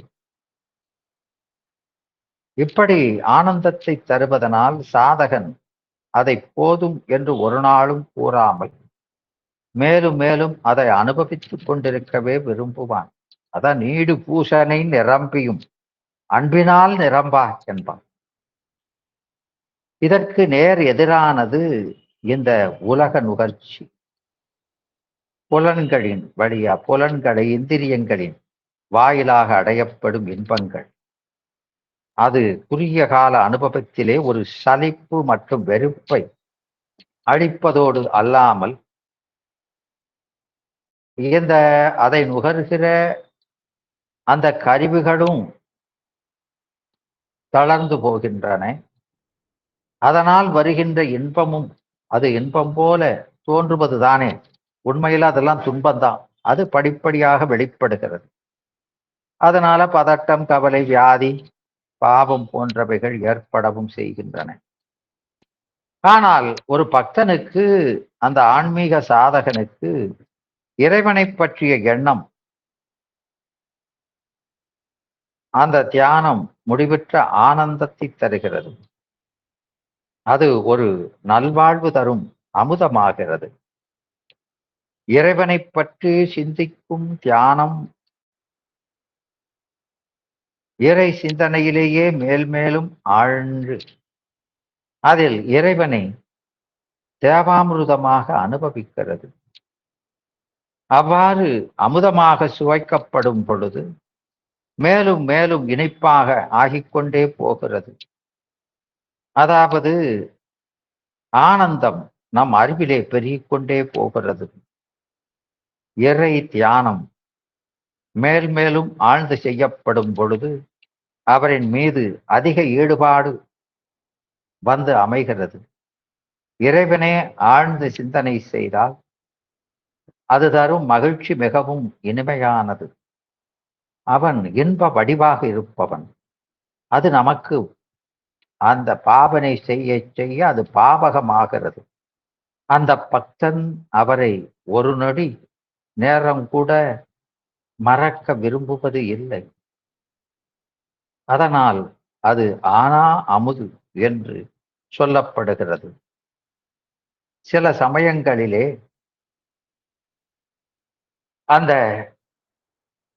சாதகன் அந்த அப்படி அந்த தியானம் தருகின்ற ஆனந்த சுகத்தை அனுபவிப்பதற்காக மற்ற உணவு மற்றும் தூக்கத்தை கூட துறந்து விடுகிறான். இவ்வாறாக இந்த ஆழ்நிலை தியானமானது தொடர்ந்து சில காலம் செய்யப்படும் பொழுது தியானிப்பவன் தியானிக்கப்படும் பொருளிலிருந்து வேறுபட்டவன் என்ற துவித பாவனையை படிப்படியாக நீங்குகிறான். அந்த துவித பாவனை படிப்படியாக நீங்குகிறது. அப்போ அயில்வேல் அரசு என்பார். இது இரண்டாவது நிலை. அந்த கூரான வேலாயுதத்தை தாங்கிய மன்னர். அது வேல் என்பது அந்த சிவஞானத்தை குறிக்கும். ஞானஸ்வரூபமான முருகனும் அவனுடைய வேலும் ஒன்றாக கருதப்படுகிறது. வேல் அந்த முருகப்பெருமான் மீது சாற்றப்பட்டுள்ளது. அவரிடமிருந்து அந்த வேல் என்பது வேறுபட்டதல்ல. அது அவராகவும் இல்லை. வேலை அவரிடமிருந்து பிரித்து பார்த்திட முடியாது. எனினும் அது அவரோடு ஒன்றாகிவிடவும் இல்லை. அது போலவே இந்த இரண்டாவது கட்டத்தில் தியானம் மிகவும் அழகாக போய் ஆழமாக போய் மனம் மிக நுட்பமாகி சுத்தமாகவும் ஆகிவிடுகிறது. அதனால இந்த ஜீவாத்மா அந்த பரமாத்மாவுடன் மிக நெருங்கி இருப்பதை உணர்கிறது. அந்த நிலையில் அது இறைவனோடு அது ஒன்றாகவும் இல்லை, வேறாகவும் இல்லை. அப்பொழுது அது ஆன்மாவிலே வேல் போன்று வெறுமனே சாத்தப்படுகிறதே தவிர அதனோடு ஐக்கியமாக விடுவதில்லை. இப்படியாக இந்த முதல் கட்டத்தில் இருந்த சுபித பாவனையை கடக்கப்பட்டு இந்த இரண்டாவது கட்டத்தில் அப்படி ஐயமாக உணர்கிறது. அது சிந்தித்தல் ஞானம். அப்புறம் மூணாவது பாவனை, அந்த பொருளே தானாக மாறிவிடுது. ஏகனாகி இறைவன் நிற்றல்னு சொல்றோம். அந்த பொருளே தானாக ஆகி அந்த தான் என்பது அந்த பொருள் சென்று சென்று அணுவாய் தேய்ந்து தேய்ந்து ஒன்றாம் என்பார். எனவே இந்த வேல் நீண்ட காம்பு கொண்டு அது மிக ஆழமானது. அதன் இலை நடுவிலே பறந்து அப்போ அந்த ஞானம் வியாபகமான ஞானம் ஆகவும் மேலே நுனியிலே கூர்மையாக இருக்கும். அது தியானத்தின் உயர்ந்த நிலையில உள்ள தியான மனோபாவம் உணர்வு வேல் போன்றது. அதாவது ஆழமான சிந்தனை, பரந்த பார்வை, கூர்மையான புத்தி ஆகியவர்களை உருவத்திலே வேலை போல கொண்டுள்ளது. அந்த முதல் கட்டத்தில் அனுபவிக்கப்பட்ட மகிழ்ச்சி இந்த ஆன்மாவை சிவத்தோடு மேல் மேலும் இழுக்கிறது. எனவே அந்த சீவனும் ஆழ்ந்த அனுபவத்துக்கு இயங்கிக் கொண்டே அந்த ஆன்மாவுக்கு மிக அருகிலே சென்று அந்த ஆத்மாவை சார்ந்து கொள்கிறது வேல் போல. அப்போ அதை அனுபவிப்பதற்கான அறிவு விளங்கி நிற்கிறது. அந்த அறிவு ஆன்மா அறிவிலே விளங்கி நின்றாலும் அந்த சிவஞானம்தான், நம்ம ஞானம்தான். அதனால அதான் அந்த வேலை சாத்துறது. அந்த வேல் அது சிவஞானம், இது ஆன்மாவிட விளங்கப் பெறுகிறது. விளங்கப் பெற்றாலும் சிவபோதம் தான் அந்த வேல் தான். ஏன்னா அததான் அந்த 58வது பாட்டுல சிவபிரகாசத்துல சொன்னாத மாதிரி கண்ணொளி விளக்குஞ்சோதி கலந்திடும் கருத்து ஒன்றென்றே. ரெண்டும் கலந்து அது காட்டும் அறிவு, அது அதிசூக்குமந்தான். நாம் காணும் அறிவு அது தூலந்தான் என்று அந்த வேறுபாட்டைத்தான். ஆனாலும் அது பிரிஞ்சு நில்லாது அதனோடு உடனாய் நிற்கிறது என்பதை காட்டுவதற்காக அந்த வேல் சாத்தப்பட்டிருக்கிறது. எனவே இப்படி அந்த குவிக்கப்பட்ட ஒருமுகப்பட்ட அந்த மனமானது தியானத்திலே முழுவதுமாக ஆழ்ந்து ஆன்மாவுக்கு மிக அருகிலே சென்று அதுவாகவே ஆகிவிட்டது போல உணரத் தொடங்குகிறது. அது அந்த தனித்தன்மை இன்னும் இருந்தும் கூட தியான பொருளோடு கிட்டத்தட்ட ஒன்றாகிவிட்டது போல உணர்கிறது. அதாவது பெருமானிடம் வேல் இடம்பெற்றிருப்பது போல இதுதான். அப்போ அங்க அந்த வேலாக இந்த ஆன்மா இருக்குது, அவன் அறிவு. அப்போ அது அவனுடைய உடைமை பொருளாக அப்பமும் அவன் உடையான், நாம் அவன் உடைமை என்று அப்படி இருக்கிறது. இதுதான் இந்த இரண்டாவது நிலை. இத்தகைய தியானம் எந்த தடங்களும் இன்றி இடைவிடாது அர்ப்பணிப்புடனும் தொடர்ந்து செய்யப்படும் பொழுது மேலும் ஆழமாகி அந்த மூன்றாவது கட்டத்தை அந்த வேல் என தான் என அந்த முருகனும் வேலும் என்று நின்றது நிலையெல்லாம் மாறி அவனே தானாக அந்த வேலே அந்த முருகனாக ஆனது போல இந்த ஆன்மாவே அவனாக நிற்கிறது. அது ஞானாகரன். ஞானமே உருவானவர் தியானத்தினுடைய இந்த மூன்றாவது நிலை மிக உயர்ந்த நிலை. இதான் தெளிதல். இதில் இறைவன் ஞானாகரனாக, ஞான பிழம்பாக, சச்சிதானந்த கடலாக அனுபவிக்கப்படுகிறார். இந்த தியானத்தில் முழுவதுமாக ஒருமுகப்படுத்தப்பட்ட இந்த நம்முடைய சீவபோதம் எதன் உண்மை தத்துவம் அப்படின்னா, அந்த பரமாத்மாவை பலமாதமாக செய்து வருகின்ற இந்த ஆழ்ந்த தியானத்திலே அது இந்த ஆன்மாவின் மேல் அமைந்திருக்கிறது. அப்போ அதன் அந்த ஆன்மாவை பைய இந்த ஆன்ம போதும் அதுல கரைந்து சென்று சென்று அணுவாய் தேய்ந்து தேய்ந்து ஒன்றாம் என்றது போல இந்த ஆதார தானமான அண்ட உணர்வெனப்படும் அந்த பரமாத்மாவிலே இது அப்படியே அடங்கி தான் என்றதை உணராமல் இருக்கிறது. இது ஒரு நதியானது கடலிலே சங்கமமாகும் தருவாயிலே உள்ளது போன்றது. அந்த சங்கமாகும் நதியானது வியந்து, ஓ கடல் இவ்வளவு பெரிதாக இருக்கிறது, எங்கு பார்த்தாலும் தண்ணீர் தண்ணீர் தண்ணீர் மட்டுமே என்று ஆச்சரியம் அடைகிறது. ஆனால் அதற்கு மேல் தனக்கு என்ன ஆயிற்று என்று அதனால் நினைக்கவோ பேசவோ முடியாமல் போய்விடுகிறது.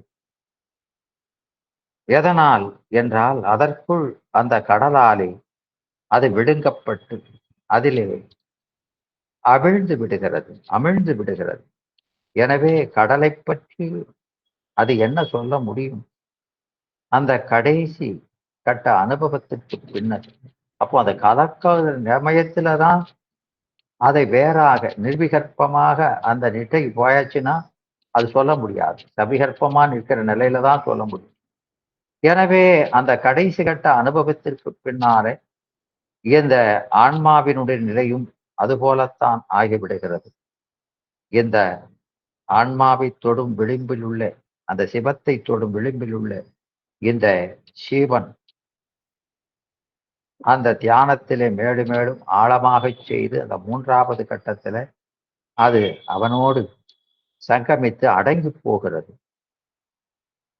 எனவே ஓ ஞான வடிவமே, ஒளிமயனவனானவரே, பிரகாசமே பிரகாசம், எங்கும் எதிலும் எல்லா பக்கங்களிலும் ஒரே பிரகாசம் என்று ஆச்சரியப்பட்டு கொண்டிருக்கையிலே அதிலே அமிழ்ந்து விடுகிறது.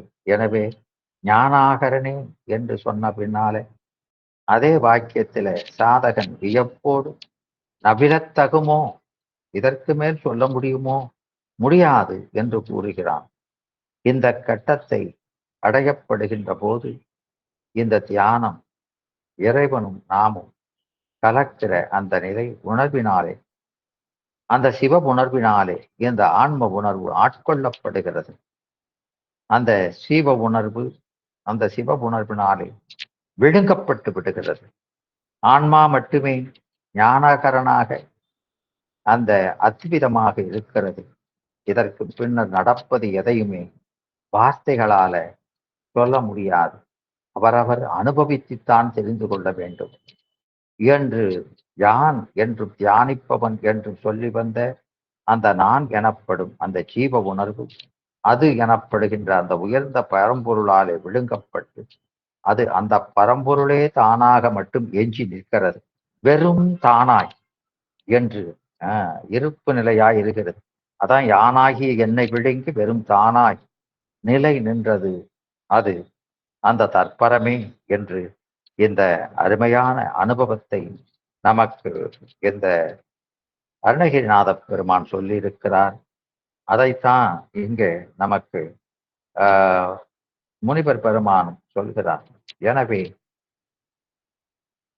அந்த மாறி நின்று என்னை மயக்கிடும் வஞ்சக புலனைந்தின் வழியடைத்து, அப்போ இப்படிப்பட்ட இந்த வஞ்சக புலனைந்தின் வழியடைத்து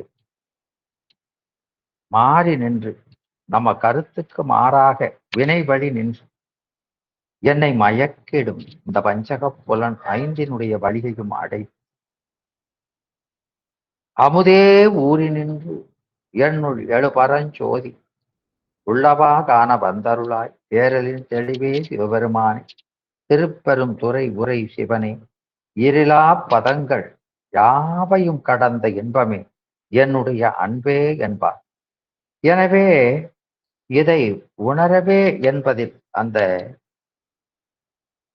ஏகாரம் அது ஒரு கருத்தை நமக்கு உணர்த்தி நிற்கிறது.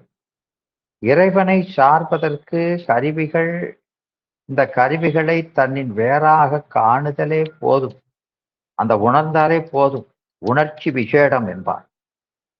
அதுக்கு மேல எந்த முயற்சியும் தேவையில்லை. அந்த கருத்தை இந்த ஏகாரத்தினாலே நாம பெறுகிறோம்.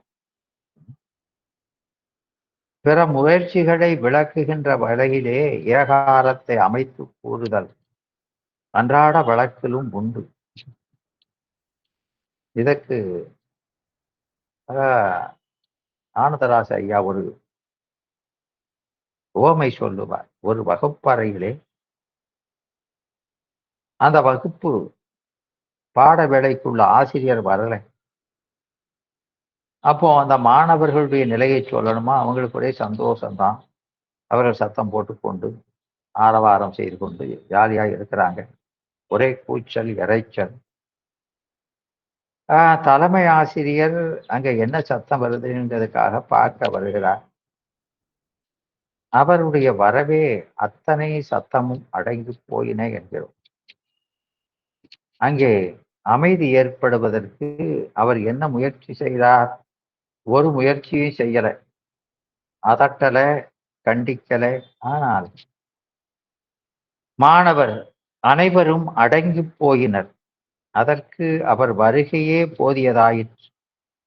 அவர் வரவே அத்தனை சத்தனம் அடங்கின என்னும் போது அந்த வரவே என்ற ஏகாரம் முயற்சிகள் தேவையில்லை என அவற்றை விலக்கி நிற்பது போல இங்க அந்த உணர்வு, இந்த கருவிகள் நமக்கு வேறு என்ற அந்த உணர்வு வந்தாலே போதும், பெருமானை திருவடியை அடைவதற்கு வேற முயற்சி தேவையில்லை என்பதை உணர்த்துகின்றது.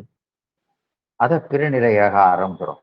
இந்த முறையிலே பகையை பகை என்று உணரவே என்பதில் உள்ள பிரிநிலை ஏகாரம் உறவோடு கூடுவதற்கு வேறு முயற்சிகள் தேவையில்லை.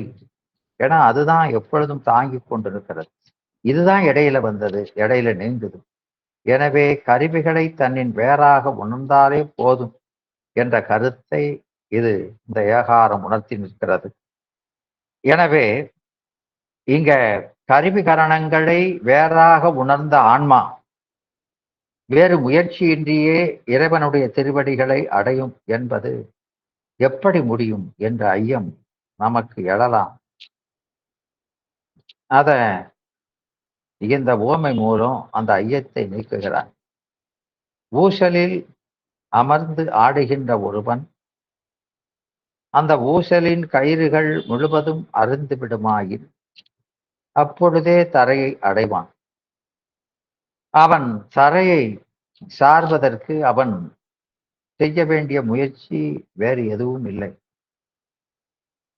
அதுபோலவே கருவிகள் நீங்கின இந்த ஆன்மா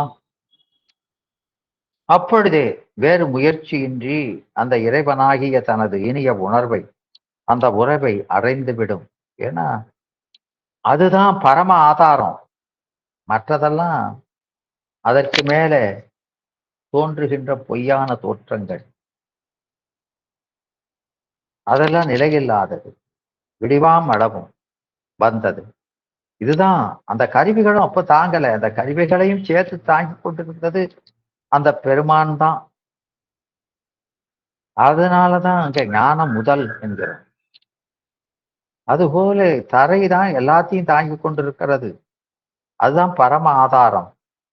அதனால இந்த கருவிகளிலே நீங்கிய ஆன்மா அப்போதே வேறு முயற்சியின்றி இறைவனுடைய அந்த தனது இனிய உறவை அடைந்துவிடும்.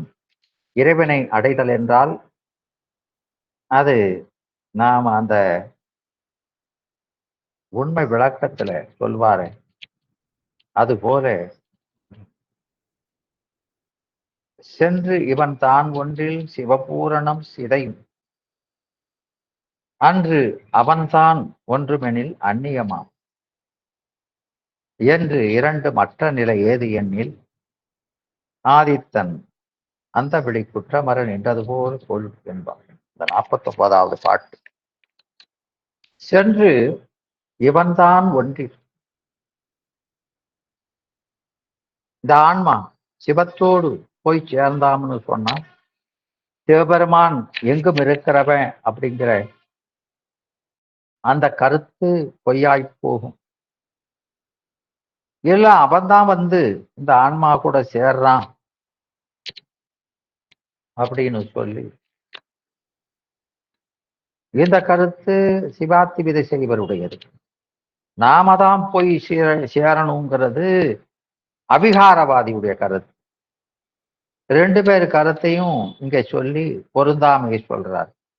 சென்று இவன்தான் ஒன்றும், அவன் மரம் போல நிற்பான், இவன் தான் போய் நிக்கணும் அப்படின்னு சொன்னா அவன் எங்கேயும் இருக்கிறான் அப்படிங்கிறது அது அந்த இறைநிலை, அவன் சர்வ வியாபி என்பது பொய்த்து போகும்.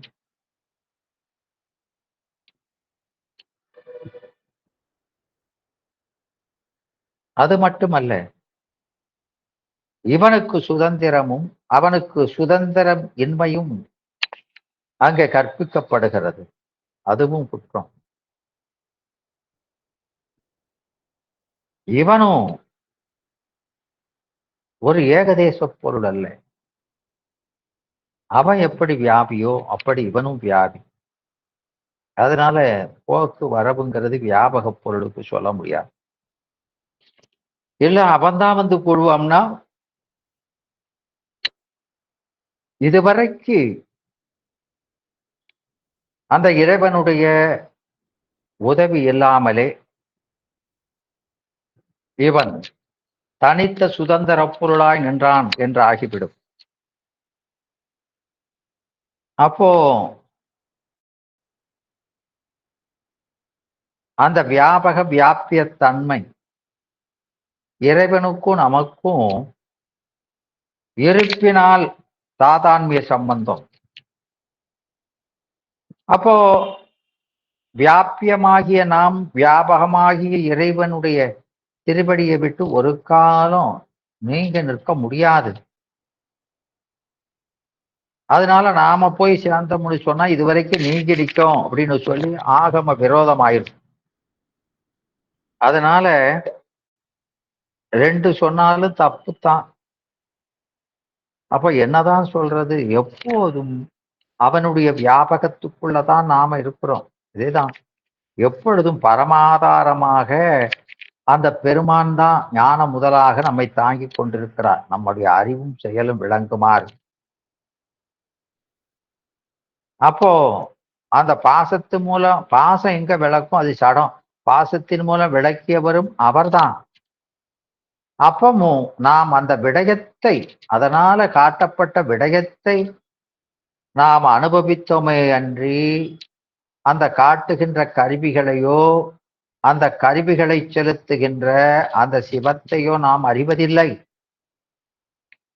இல்லையா? அது எப்படின்னா ஆதித்தன் அந்தபடி குற்றமரன் என்றது போல் ஒருவன் சூரிய சந்நிதியிலே நின்றால் கூட அவனுடைய கண்ணிலே படலம் இருக்கும் பொழுது தான் அந்த சூரிய வெளிச்சத்துல நிற்கிறோம் என்பதை உணராது இருட்டுக்குள்ள இருப்பதாக உணர்கிறான். ஆனா உண்மையில அது அப்படி அல்ல. அப்பவும் அவன் அந்த சூரிய வெளிச்சத்துலதான் இருக்கிறான். கண்ணின் குற்றம் அது நீங்கினதுக்கு அப்புறம் அது உணர்கிறான். அப்போ முதல்லயும் அங்கதான் இருக்கான், இப்பவும் அங்கதான் இருக்கான். முதல்ல உணராம இருந்தா இப்ப உணர்றான். அதுதான் கற்று நிலைக்கும் முத்தி நிலைக்கும் உள்ள வேறுபாடு என்பதை இங்க காட்டுகிறான்.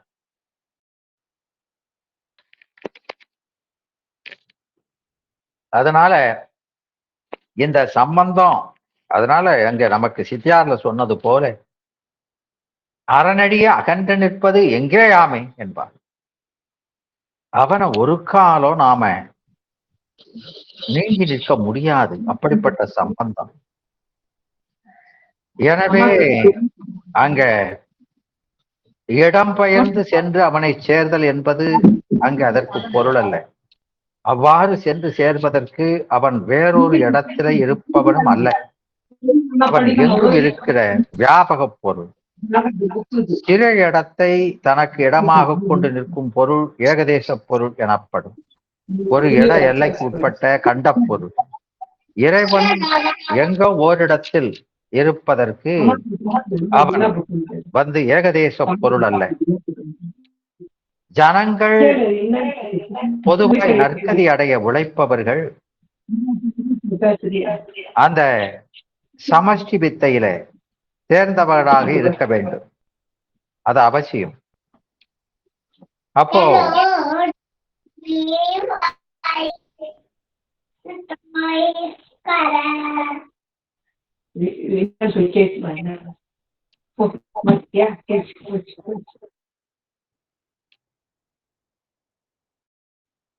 எனவே அந்த வேட்டி பாவம் முதிர்ந்து அது பழுத்தாலன்றி சமஷ்டி பாவம் உழைக்காது. சமஷ்டி பாவம் என்பது ஓங்காரம், சிகாரம், ஓரெழுத்து. அப்போ இந்த அஞ்செழுத்து ஓரெழுத்தாய் ஆனாதான் முக்தி. அப்போ அது முதிரணும். அந்த வேட்டி பாவம் முதிர்ந்து சமஷ்டி பாவம் அங்க பிறக்கணும். அதாவது இந்த ஜீவபாவம் பழுத்து சிவபாகம் உண்டாக வேண்டும். முழுதும் சிவனுக்குள்ள அடங்கியிருக்கிறதுன்னு அந்த பாவகம் வரணும். நாமளும் இருக்கோம், இறைவனும் இருக்கிறான், அறிவு இருக்குதுங்கிற அந்த தன்னை பற்றிய அந்த உணர்வு, அதான் நான் எனது. நான் என்பது யகாரமாகிய ஆன்மாவையும், எனது என் அது என்பது அந்த உரிமை பொருள் பற்றி குண உரிமையும் உணர்ச்சி உரிமையும் என்பார். குணம் அது சிவஞானம். அதனால் உணரப்படுகிற விடயம் சிவம். அப்போ அறிபவன், அறிவு, அறியப்படும் பொருள் என்று இப்படி பிரித்து வேட்டியாக பார்க்கிற பாவகம் நீங்கணும். அது படுத்தால்தான் வரும். எனவே அந்த சிவோகம் ஓம் அப்படிங்கிறது அந்த பாவனை சோகம் என்பார்கள். அந்த பாவனை வரணும். அது வராம நாமும் அவனும் வேறு என்று தேகோகம் என்ற பாவனை உள்ளவன் மூடன். அவன் முகத்திலே கண்கொண்டு காண்கின்ற மூடர்கள் இனத்தை சார்ந்தவன். அந்த பாவனையை விட்டு சீவோகம் என்ற அந்த பாவம் சித்திக்கப்பெற்றவன் தான் ஆன்மா. அதாவது அவித்யா சம்பன்னன். இவன் பேத பாவம் முதிர்ந்தவன். வியட்டி வித்தை ஒன்றே இவனுக்கு வரும்.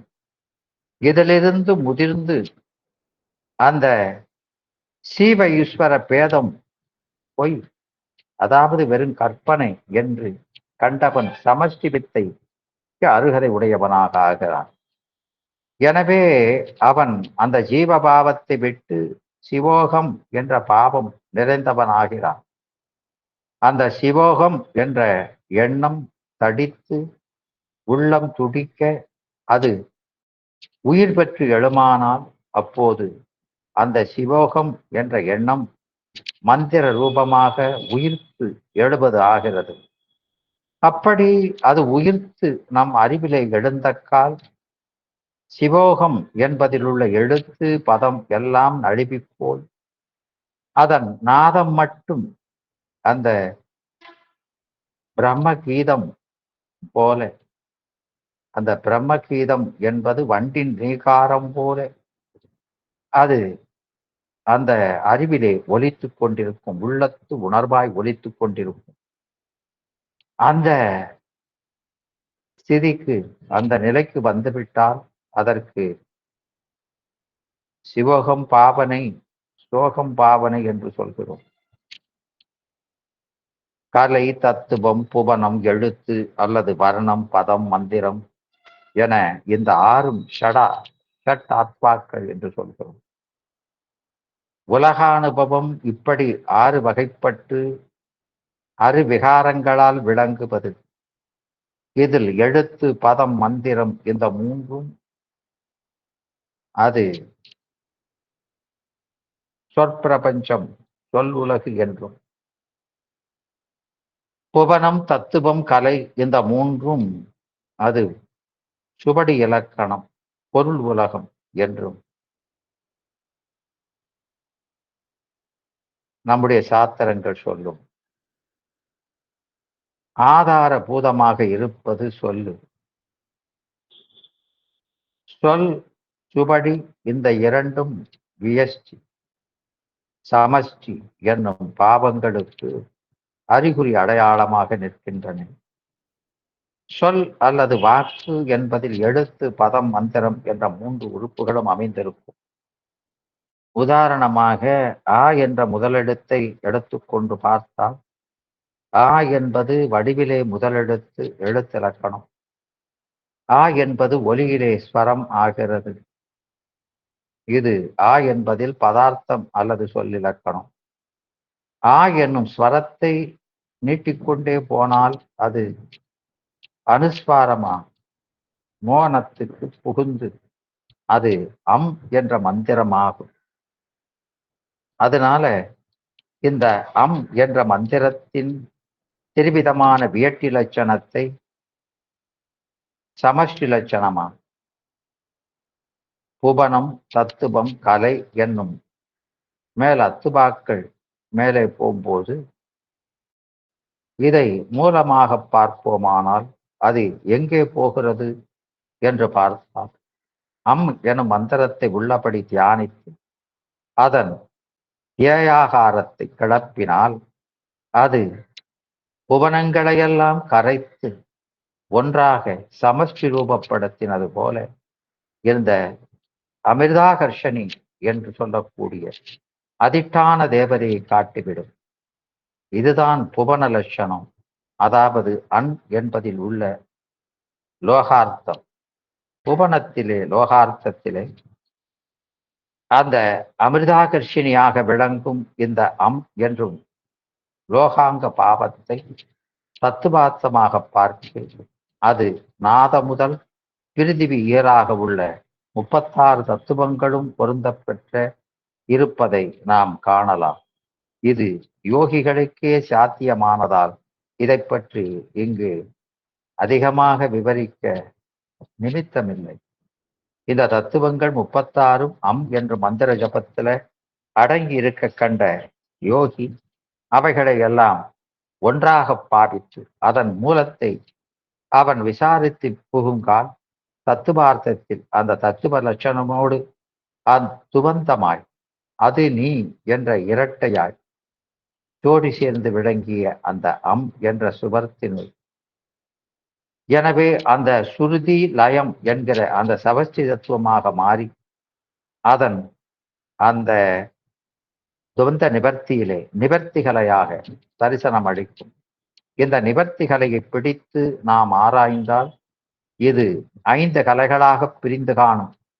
அதாவது நிவர்த்தி, பிரதிஷ்டை, வித்தை, சாந்தி, அதீதை என்று இந்த 5 கலைகளும் சமஷ்டி ரூபமான ஆதிபகவன் இவ்வளவுக்கும் சித்த புருஷரும் தத்துவ ஞானியுமான அந்த தெய்வ புலமை திருவள்ளுவ நாயனார் அந்த ஈரடி குரலிலே ஒன்றிலே அதை கூடமாக சொல்லி முடித்து விட்டார். அகர முதல எழுத்தெல்லாம் ஆதிபகவன் முதற்றைகள் உலகு என்று.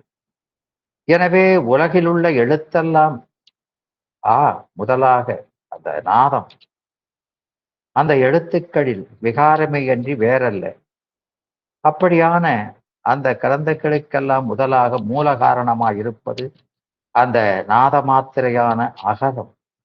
அது எல்லா எழுத்தையும் தோற்றுவித்து இயக்கினாலும் அது அந்த எழுத்துக்கள் காணப்படுகிறதே அன்றி அந்த எல்லாத்துக்கும் மூலமாக இருக்கிற அந்த அகரம் காணப்படாது இருப்பது போல நம்முடைய அறிவுக்கும் செயலுக்கும் காரணமான அந்த இறைவன் அவன் காணப்படாது, ஆனால் நம்மை விட்டு நீங்காது நிற்கிறான் என்பதை நாம உணர்ந்து இந்த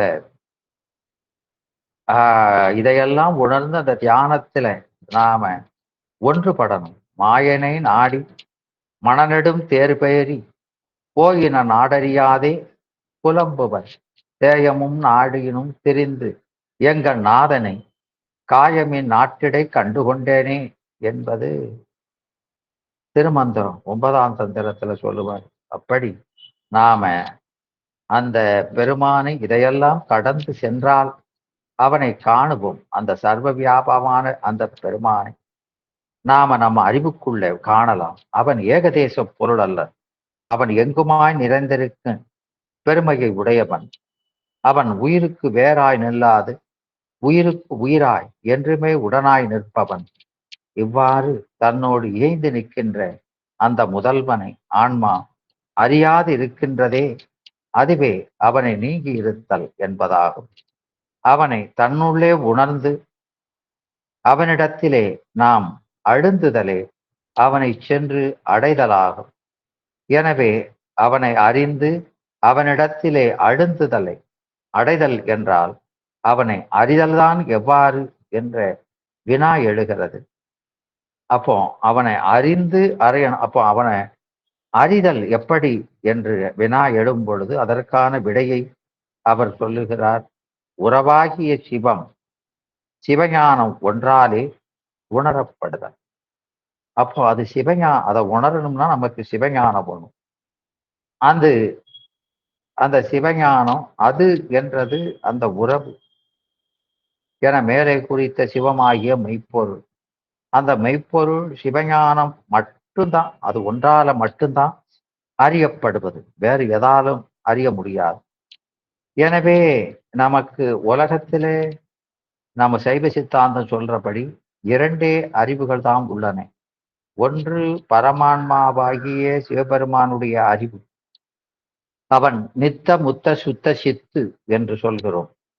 சிவனது அறிவு அது சிவஞானம் எனப்படும். அந்த சிவம் பதியாதலின் அவனது அறிவு பதிஞானம் என்று சொல்லப்படும்.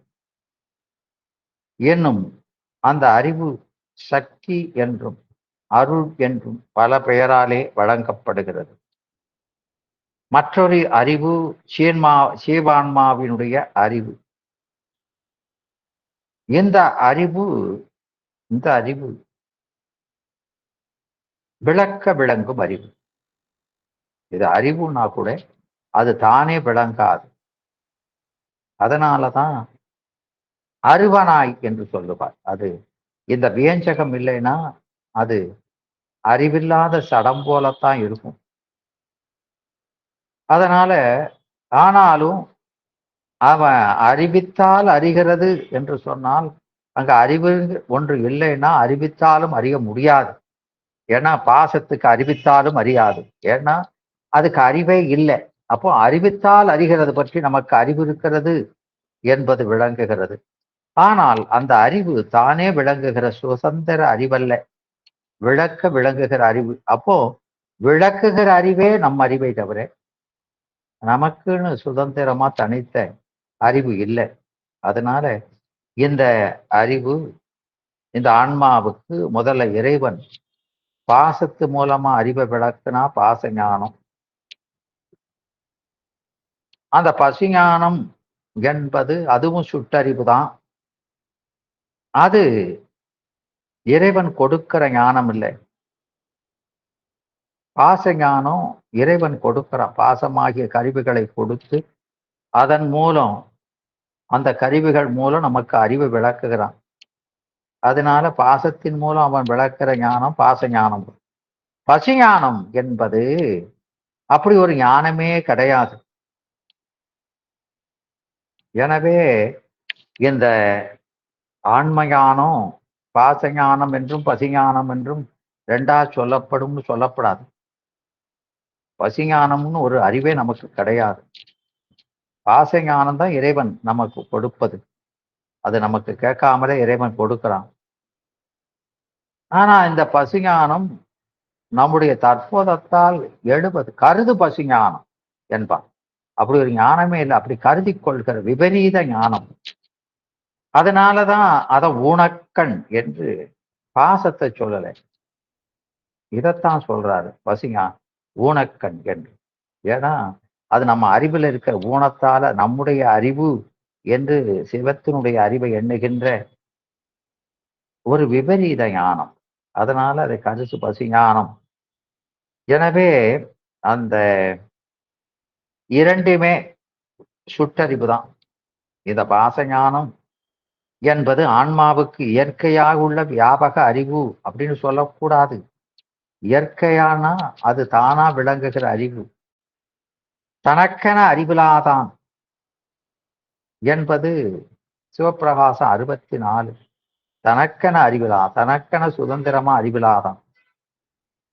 தன் அறிவால் ஏதும் தனக்கென அறிவில்லை என்று, தன்னறிவு அதனால் ஏதும் தனக்கறிவு இல்லை என்று என்று சிவப்பிரகாசம் 72 சொல்லும், ஆன்ம தரிசனம் சொல்லும் பொழுது. அப்போ நமக்குன்னு சுதந்திர அறிவு இருக்குதுன்னு சொன்னா நாம சித்தாந்தி இல்லை, பட்டாசாரியான். அந்த மீமாசல ஒருவனாகிய பட்டாசாரியான் உயிர் சுதந்திர சித்து, பரிபூரண சித்துப்பான். அப்போ அப்படி சொன்னா அது கருவி வேண்டாது தானே அறியணும். அப்புறம் அது தானே அறிகிற அறிவாய் இருந்தா கருவி உடல் இதெல்லாம் தேவை, ஏன் பிறப்பே தேவையில்லை என்றாகும். அதுபோல இந்த வீர செய்வராகி ஐக்கியவாத செய்வர் உயிர் முதல்வன் பேர எங்கும் வியாபியாய் இருக்கும் என்று சொல்வார்கள். அது பொருந்தாது. அந்த சாங்கிய பாதஞ்சலியர், பாதஞ்சலர், சாங்கியர் இவங்கள்லாம் இந்த ஆத்மா என்பது அசங்க சின்மாத்திரம் என்பார்கள். அது சுதந்திரமாக விளங்குகின்ற அறிவு என்பார்கள். அசங்க, வேறு துணையின்றி தானே அறிகின்ற அசங்க சின்மாத்திர. இந்த அசங்கங்கிறது இலங்கையில நிறைய பேருக்கு பேரா வச்சிருப்பாங்க. எனவே அப்படிப்பட்டதுன்னு சொல்றது பாசுபத காபாலிக மாவிரதர் என்று சொல்லக்கூடிய இந்த அகப்புற சமயிகள் இவங்கள்லாம் ஆத்மா என்பது நித்திய வியாபக சைதன்யம் என்று சொல்வார்கள். அதுவும் பொருந்தாது. அப்புறம் இந்த மாந்திரச விஞ்ஞான சித்தாந்திகள் இந்த ஆத்மா நித்திய வியாபக ஞானக்கிரியா ரூபம் என்று சொல்வார்கள்.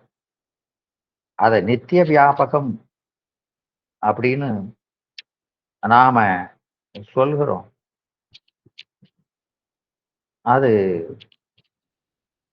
ஆனாலும் இந்த ஆன்மா உள்ளபடியே அது நம்ம அந்த சிவப்பிரகாசம் 33 சொன்ன மாதிரி கேவலத்துல கூட நித்திய வியாபகமாய் அப்படித்தான் நிக்குது. ஆனா அது நித்திய வியாபகமாக அந்த அறிவு இருந்தாலும் அது வசித்திட வரும் வியாபகம் உடையதுதான். அது எதனால எந்த கருவினால் வசீகரிக்கப்பட்டதோ அதற்கு தகுந்தாற் போலதான் அது அறிவு விளங்கி நிற்கும். அதனால இந்த பாசமானது, பாசஞானம் என்பது பாசமாகிய கருவிகளாலே ஆன்மாவிடத்திலே நிகழ்கின்ற ஞானம். அது நிகழ்கின்ற ஞானம்னா தானான இறைவனால் நிகழ்த்தப்படுகின்ற ஞானம், அதுதான் பாசஞானம். பசுஞானமாவது தற்போத முனைப்பால் ஆன்மாவிடத்திலே நிகழ்கின்ற ஞானம். பதிஞானம் பதியின் அருளாலே ஆன்மாவிடத்திலே எழுகின்ற ஞானம் என்று இப்படி நாம மூன்றையும் கொள்ள வேண்டும். அதனால இங்க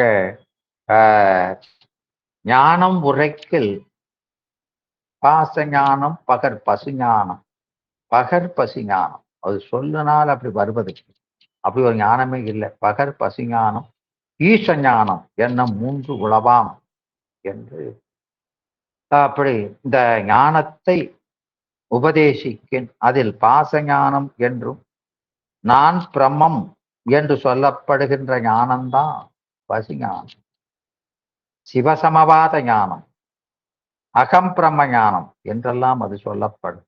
அது நமக்கு இயற்கைன்னு சொன்னா பெரிய பாவம் அது. எனவே அப்படி சொல்லக்கூடாது. எனவே பதிஞானம் என்றும் 3 வகை உண்டு. ஞானம் என்பது ஒன்று எனவும் பல எனவும் உள்ள தொலையா விளக்கை கேட்டல், சிந்தித்தல், தெளிதல் என்பதனால அறுத்து ஐயன் தெரிபெற கலங்காது நிற்றலாலும் சிவன் படைப்பு கால அந்த ஆரம்பத்திலேயே உயிர்கள் அடைதலுக்குரிய போக மோட்ச அந்த சித்தியாகிய புருடார்த்த சித்தியின் பொருட்டு தமது அருவ அதாவது நெற்கட நிலையிலே நின்று நாதரூப அதாவது நாதரூபம்னா அவபோத ரூபம், அந்த அவபோத ரூபமாக நின்று ஞானத்தை வெளிப்படுத்தினார். பின் தமது 5 முகங்களை கொண்ட அந்த சதாசிவ திருமேனி வாயிலாக